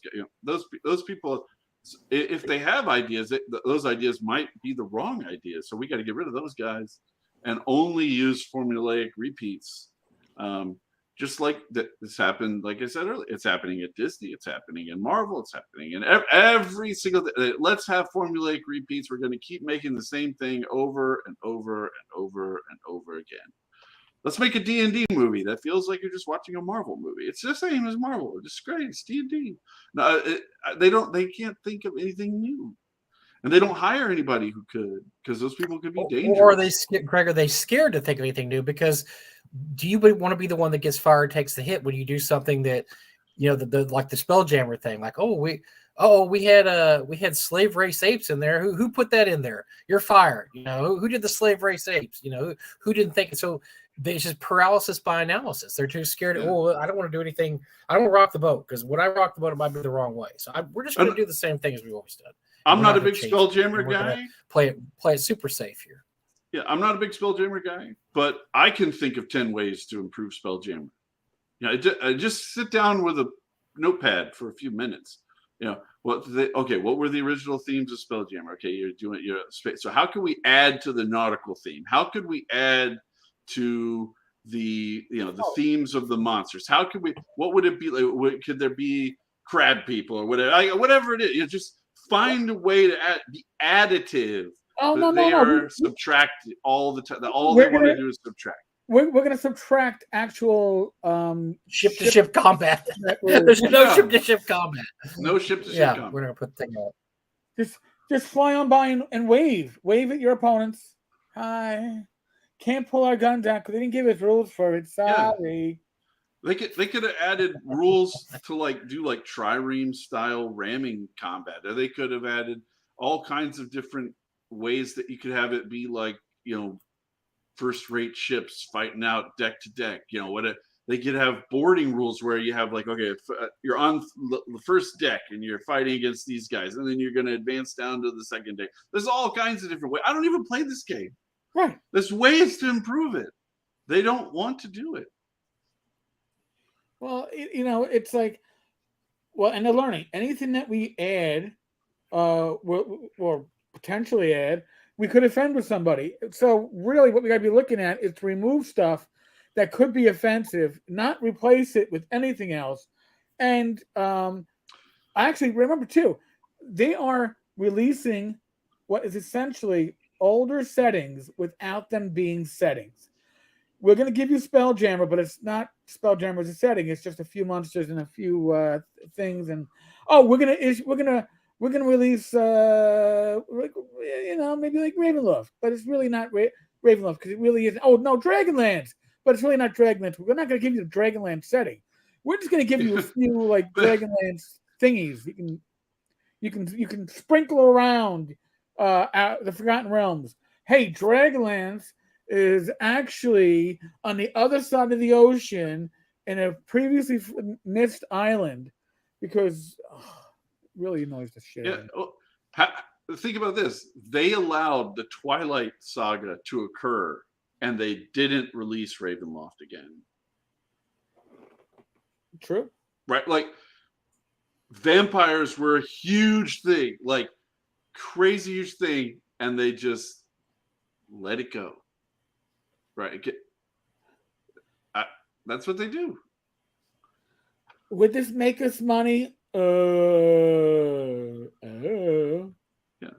And there was, I think I'm pretty sure it was the Critical Drinker who had a thing. He was talking about movies, but he's talking about how a lot of these people designing stuff, they have no real life experience to draw on to make anything that they're writing. So they're not Hemingway. They didn't fight in a war. They didn't sail around the world on an old crappy ship. They have nothing. They have nothing to draw on. Their life has existed in the coffee shop and their mom's house, and they got an apartment with a tennis court. That's their exciting life. So then they write, wouldn't it be cool to be a barista? You have to selling coffee. Okay, you have to have actual real life experiences in order to write stuff. I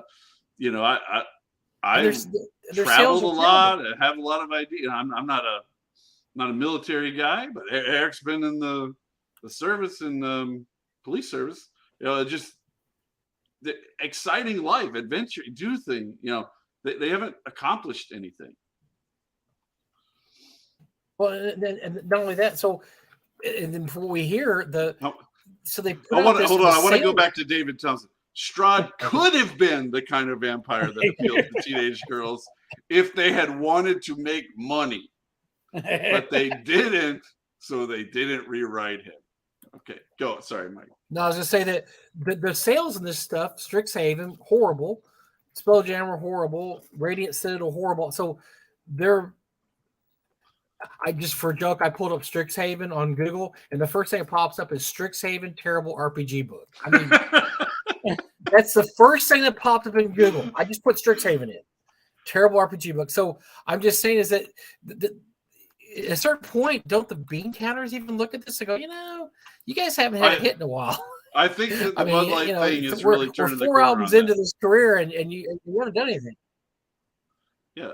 I mean, I think it's starting to turn the corner. You can only have so many stockholder meetings where you go, well, we lost $4 billion, but things are going great. You can't do that for too long.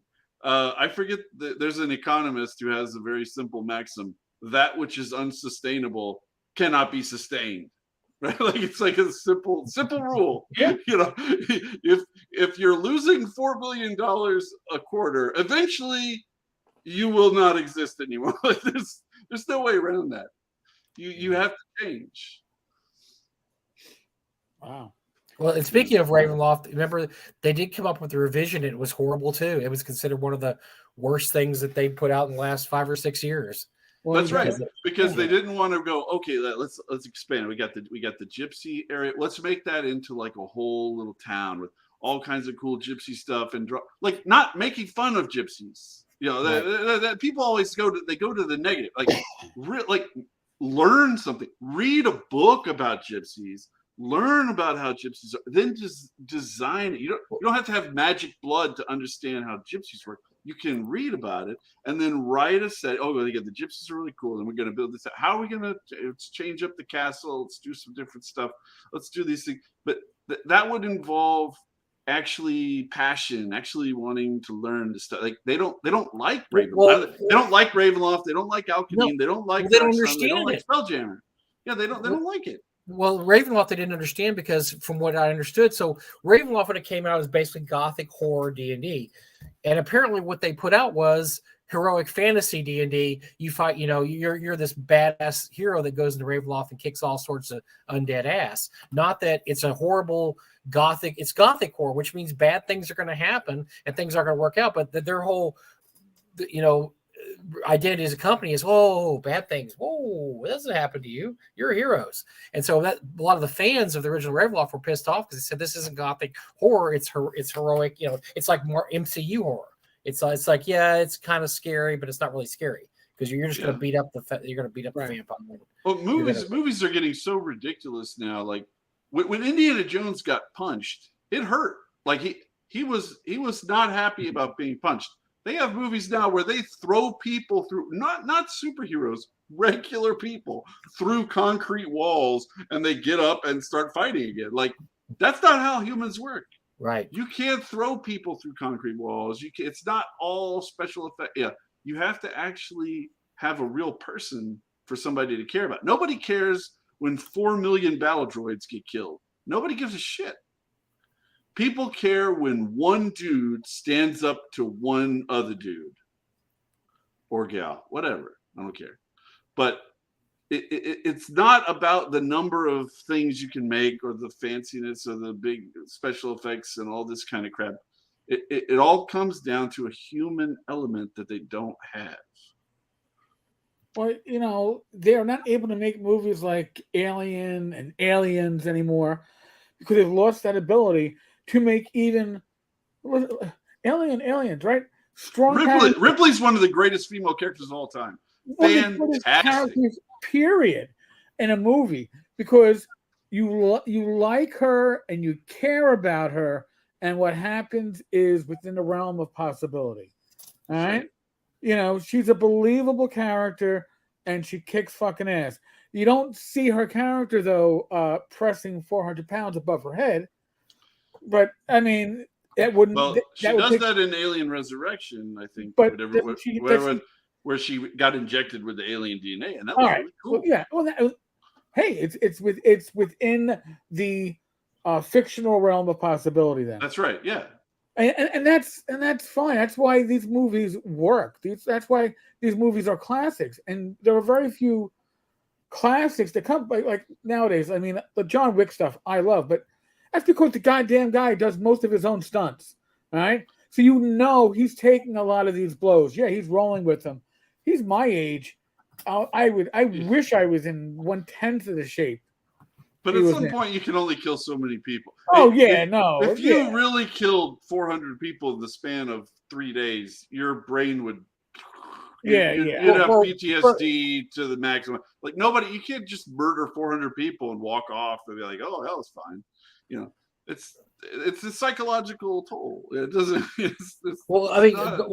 But I'll defend. I'm going to defend the John Wick series by saying that if you watch the whole series, I've done a few times. I haven't seen 4 yet. He gets his ass kicked a lot. I mean, he's not a Superman.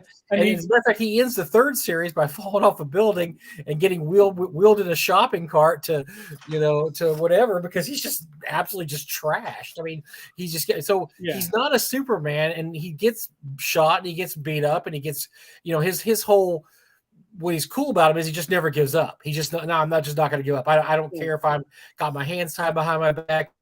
Two guys are here to, throw a plastic bag on my face and strangle me. I'm going to get out of it somehow just because I'm not going to give up to do it. Never kill a man's puppy, damn it.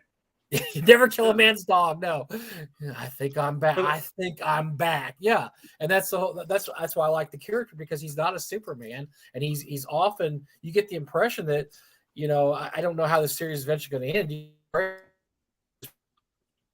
because this doesn't lead a very happy life. I mean, for him. I'm losing you a little, Mike.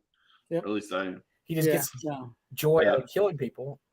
Well, I before I get into the D&D movie stuff, I want to disclaimer. I agree with a lot of what Greg Gillespie said in criticism of the D&D movie. I watched it with 2 kids. It was just a fun romp from my perspective. I can see both sides of the coin.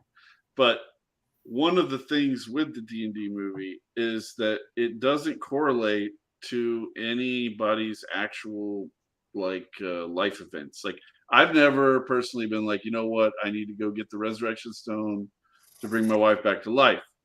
The movies that really resonate with people fit into something they could conceivably see themselves fitting into. Die Hard is really at its core a story about a dad who's trying to deal with a difficult situation so he can get home to see his kids. Ghostbusters is about launching a new business. There's like a basic core at the heart of the story that people can relate to, and they could have written the D&D movie like Ghostbusters, where there's these guys that they're down on their luck. They're like, hey, let's go in and try to get some money out of this old ruin, and they go in there and they have hijinks inside the dungeon. They come out. And then they have problems of, okay, now I've got a lot of money and I got to deal with the social ramifications. Something that people could conceivably see themselves fitting into. I don't see myself in that arena with the checkerboard things flying around everywhere. It's so alien that it becomes like Marvel Guardians of the Galaxy level of just, okay, it's nice visually, but I just don't. I enjoyed the movie. That's what I was comparing it to with Rage. It was like Guardians of the Galaxy with, it has a little bit of the humor and it's constant action, and don't dwell too much on the plot, because it's a heist movie, certainly, but yes, the needing to get to the resurrection device. There are so many ways. Movies these days, just like all the superhero movies these days, each one is an earth-shattering event that has to be stopped. Yeah. So it's like, oh, well, this is everybody in Waterdeep is going to get killed. Waterdeep is the equivalent of Beijing, China in population for the Forgotten Realms. There's nothing better. But, and it's like, oh, okay, so that's the level that these handful of knuckleheads have to defeat. If I was a DM running that adventure, I'd be like, wow, this is fucking the party's fucked. They'll never accomplish this goal. But Star Wars is at that scale. Yeah. I mean, like, you're stopping some crazy thing, but it has to be something you could realistically see somebody doing. I mean, there were actually guys who flew in World War II naval aviation that went against huge ships. Yep. And survive. It's a thing that has happened. So it's not, if those guys had fought a planet with a sword, then it would have, what the hell is going on? It is a realistic scenario to some degree. And Greg Gillespie pointed out, all the stuff looked like it had really been actually used by a person instead of 3D printed yesterday and put on somebody's head. Well, I was going to say the Battle of Midway. There's a scenario that happened that you wouldn't even write a movie about because it'd be so idiotic, and that's the guy who took out two basically blew up 2 boats by himself, and I can't remember the guy's name. He got the Medal of Honor, and they made a couple. He's in the latest Midway movie too. But yeah, because my wife watched that, she said that was made up, right? I said no, that actually really happened. She's like, what? I was like, yeah, there was a guy who basically took out two battleships by himself. But the Greg Gillespie thing, I had to argue with Greg Gillespie about an hour long the night before he posted that, just because we didn't agree on the basic premise. Because I didn't find the movie objectionable at all. My theory, first of all, the movie's not made for anybody that's right here. It's not made for us. It was made to get casuals to come in and watch it, because they're not going to make enough movie from D&D only people to make the movie successful. They have to bring in other people. And so you do that by making a movie that's relatable to anybody, not just us. And so I thought that was one of Greg's problems. The other one was that he wanted a medieval fantasy movie. Look, D&D is not medieval fantasy. Even Greyhawk, which is closer to medieval fantasy, it's still not quote unquote medieval fantasy. That's like Harn. Harn's medieval fantasy, I guess. But D&D is, there's mages that cast fire. I mean, there's all kinds of shit. I mean, Undermountain is a crazy mage who made 18 levels of a dungeon to, it's just everything is over the top and it's weird and it's crazy. And that's just what D&D is. D&D is not, gritty, grimy, no magic fantasy or low magic fantasy for the most part. And people don't want to, I don't think people want to watch, personally, I don't think they want to watch those kind of movies. I mean, that's not what Lord of the Rings is. Lord of the Rings is high fantasy. Sorry, it is. And so they don't want to, I don't think people really want to watch low fantasy. Look, even Game of Thrones isn't low fantasy. I mean, it's got dragons. It's got all kinds of weird shit that happens. I mean, it's grim and gritty in some ways, but once you bring the dragons in, it's not. It's high fantasy too. So I don't think that's the movie people would have wanted to watch. I think that the movie they made was probably the best idea or the best thing they could have come up with, considering the circumstances, considering the fact that they wanted to make $300 million. Yeah, I think that I watched the movie. I gave them my money as much as it pained me, but it was, to me, it was just like watching a Marvel movie.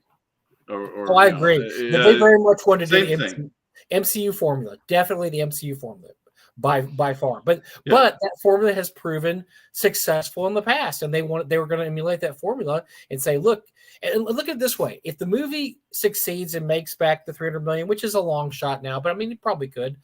It may open the door for a gritty Greyhawk style Tomb of Horrors type movie, but you've got to succeed to begin with this stuff. Otherwise, if Iron Man and Captain America and Thor don't succeed, you don't get Ant-Man or Black Panther or any of the B-level heroes at all. Yeah. And those movies were okay. Those movies were pretty good, but you don't get that if the big tent poles don't succeed well.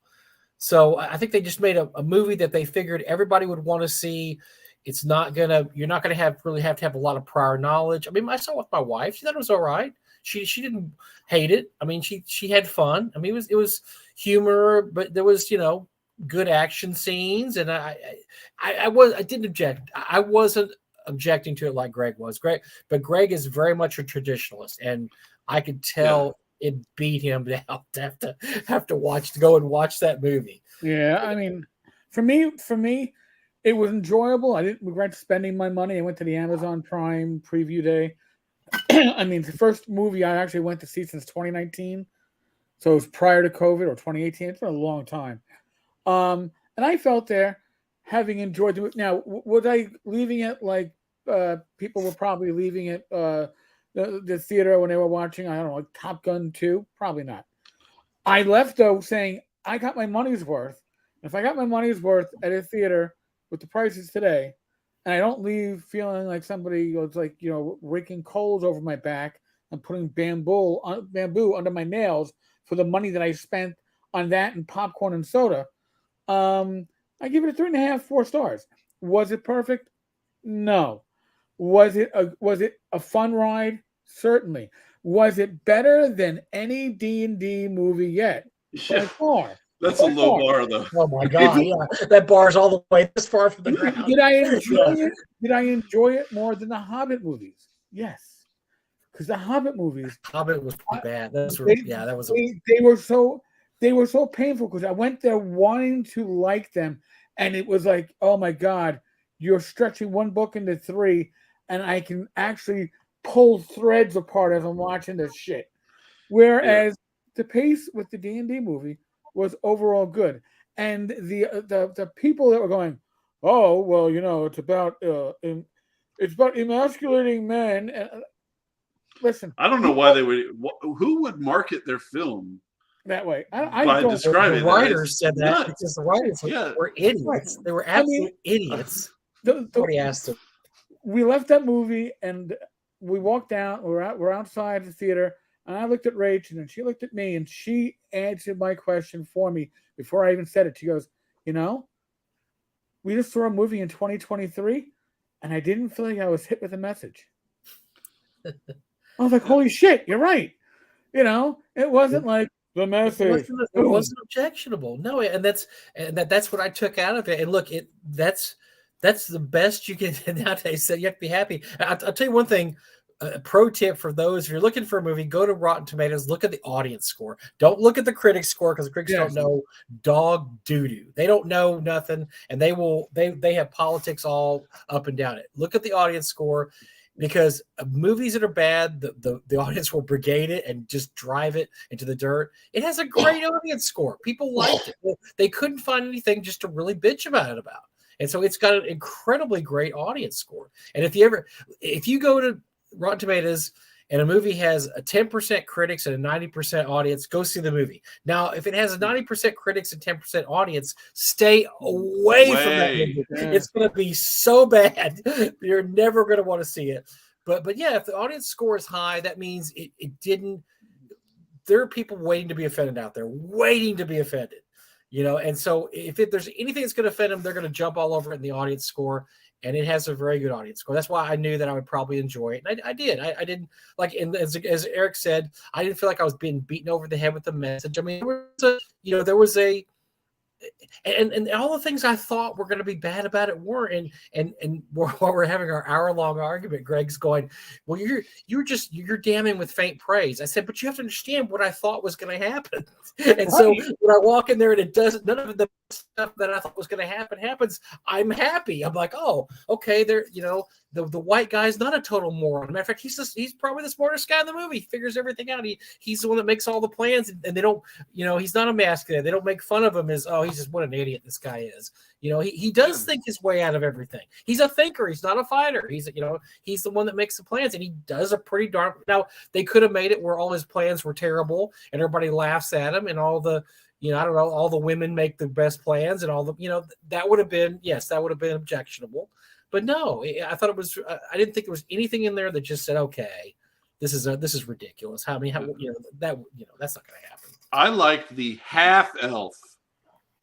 Oh, yes, the half elf, which can no longer be a half. Boy, the message didn't come down. Oh, by the way, speaking of the one thing that I hated was the stupid halflings. The halflings were terrible in the movie. Oh my god, it was horrible, awful. And the only thing I could think of is that they were trying to do everything in their power to avoid getting a copyright claim from Lord of the Rings. If they had made second edition halflings, they would have been sued into oblivion. But what they came up with was just awful and just it was terrible.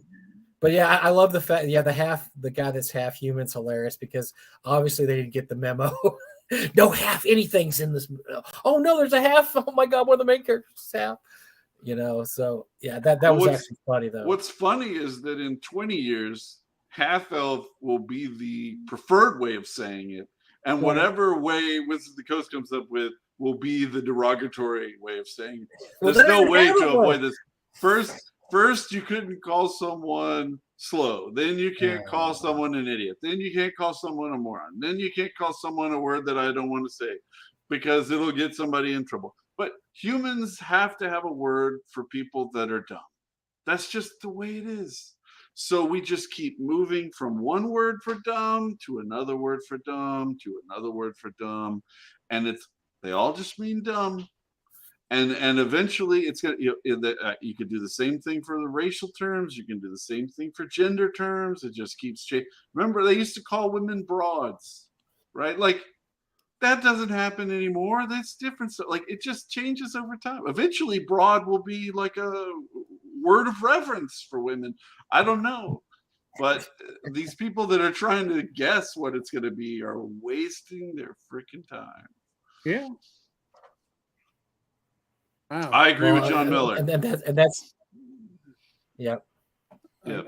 Well, which one? What did he say? I missed it.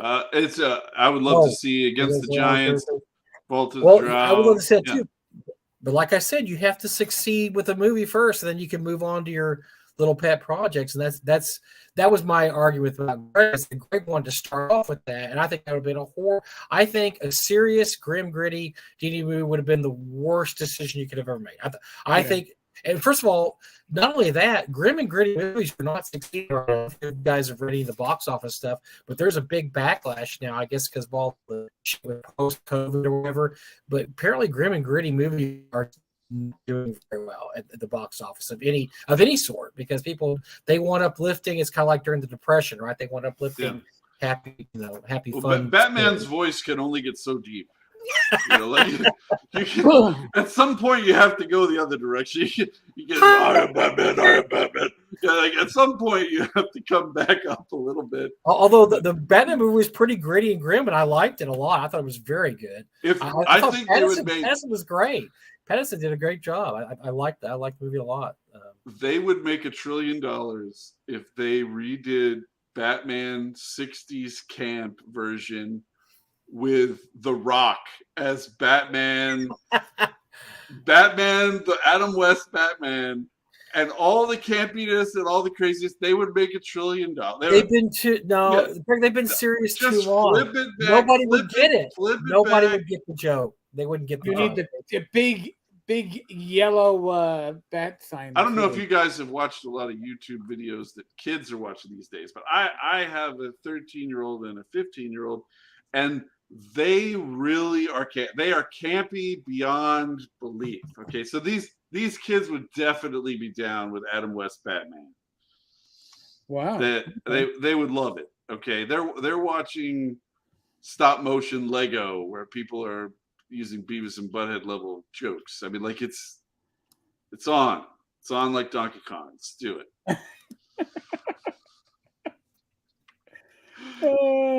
Well, we beat up Watts enough tonight, and we need to kick him in the nuts. You know what? And it's great because this episode was just perfect. It was. Yes. It took the natural progression, and we just stepped into This Week in Gaming Stupid without even like saying, "All right," and now we're going into This Week in Gaming Stupid.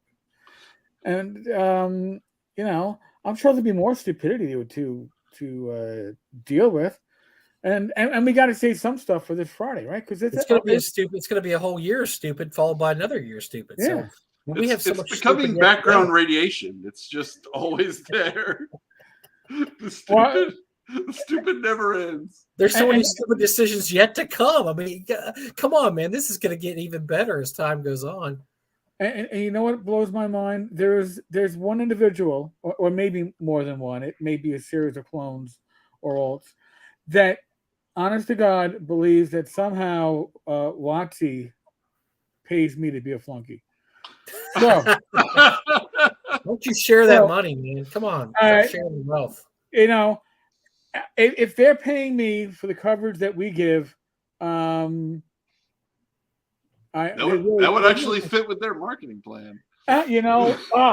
You blew my spot up, man. You blew my spot up. Why didn't you get invited to Washington then? I don't know why you weren't at Washington. Or were you there just freaking us? I know why. Because he would have actually sat there respectfully and asked questions that didn't make them look like horses' asses. As opposed to commentary doing. That's right. These people that they invited were so ignorant they didn't understand the rules of decorum. That was how bad it was. So yeah, Eric wouldn't have just pulled out a knife and stabbed him in the face. Like I still can't get over the fact they thought it was legit, even though they're not even freelancers, they're not even contractors, to ask, look, it's been a rough year out there. What are you going to do about my mental health? I've got expenses. Who does that? You know, There's a It fantastic just Mad blows my mind. TV skit where I think it's Bob Hope.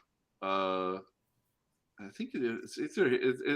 It's somebody like Bob Hope level, and he's behind the desk at a psychology office, and people come in and tell him their problems, and he goes, "Well, stop it." And they're like, "Yeah, but I keep having these dreams," and he's like, "So stop it." And they just can't get it. Like, what? And he's like, "Why don't you just stop doing that?" Like that's the answer to these people. I'm getting really upset about people making negative comments online. Stop it. Get some help. Yeah. Just stop it. Why can't you guys post free mental health? Okay, I got an idea. It's this thing called Google. And go to Google and type in free mental health. And you can do it yourself. There's you don't tons even of want free to do it for you. But no, you got to do it for us because we're taking the slings and arrows that would be going at you, and you owe us because guess what? You send me a quarterly box of I get all this free shit, but I don't get any mental health care, so I'm getting yelled at by people that think I am a shill for you guys, so they're yelling at me, and this isn't fair, man. Pretty soon, my lack of life is going to wear me down. Send me a box of free shit every quarter. I'll take the hits. I have no mental health issues. I'll get yelled at by people and I'll laugh back at them. I'm like, yeah, I got a box of free shit here. So what? I don't care. You can yell at me all you want. For everybody. I'm getting money from commercials, on my YouTube channel. Yeah, whatever. Yeah, I'll make posts to my 100 follower YouTube channel about how awesome your stuff is. If you just send it to me, please. Just need some freebies, man. Come on. Yeah. Give me some bennies. Unfortunately, it's just toilet paper at this point. Watsy has never sent me anything for free. And I don't tell you the truth. I think the last time I made a purchase directly from what is now Watsy was the old TSR Hobbies when I ordered one complete player's handbook and a poster. I think it was an Elmore poster. And instead I get this huge box with every complete player's handbook in it and no poster. Because they flipped the labels. Well, because the individual who was apparently running the Dungeon Hobby Shop, who shall remain nameless, but was likely the elder offspring. Oh dear, I know. Yeah, I remember this. Yeah. Okay. Yeah. I guess when they were shipping, they were probably having a good time. Shipped me somebody's wrong stuff, and then. Now this is going back to I don't know. I was in my early 20s or mid 20s, and I'm getting phone calls on my answer machine. First, this and I don't remember the name, but this is so and so from the Dungeon Hobby Shop. You have to send all that shit back.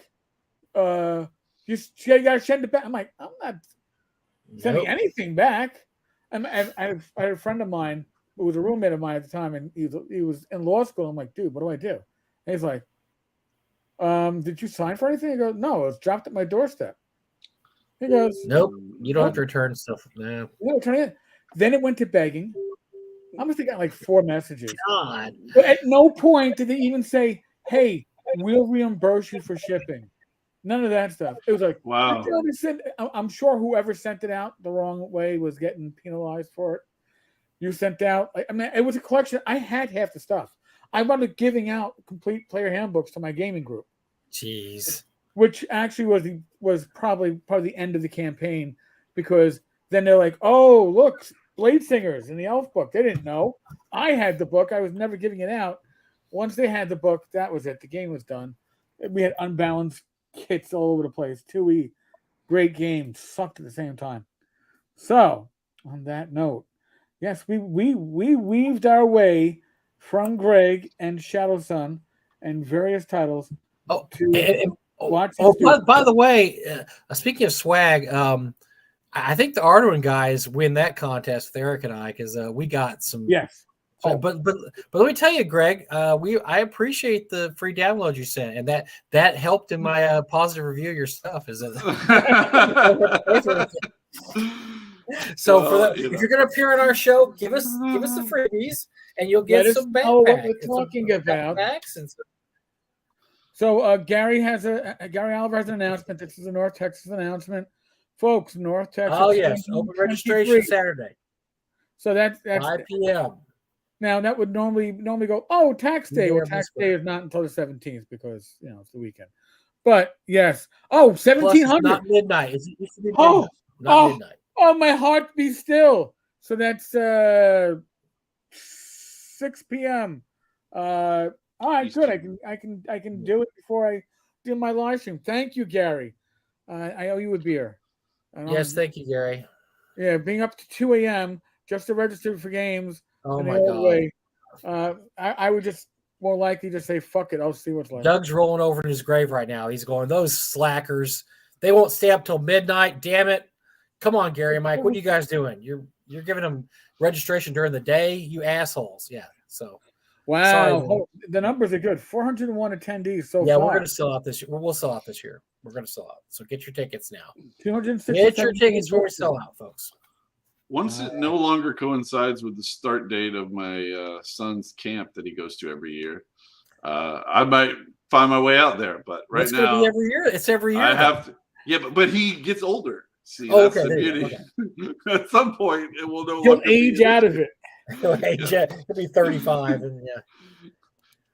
All right. Well, Greg, thank you again, folks. The link on the screen: Tavern.games/chubbyfunster.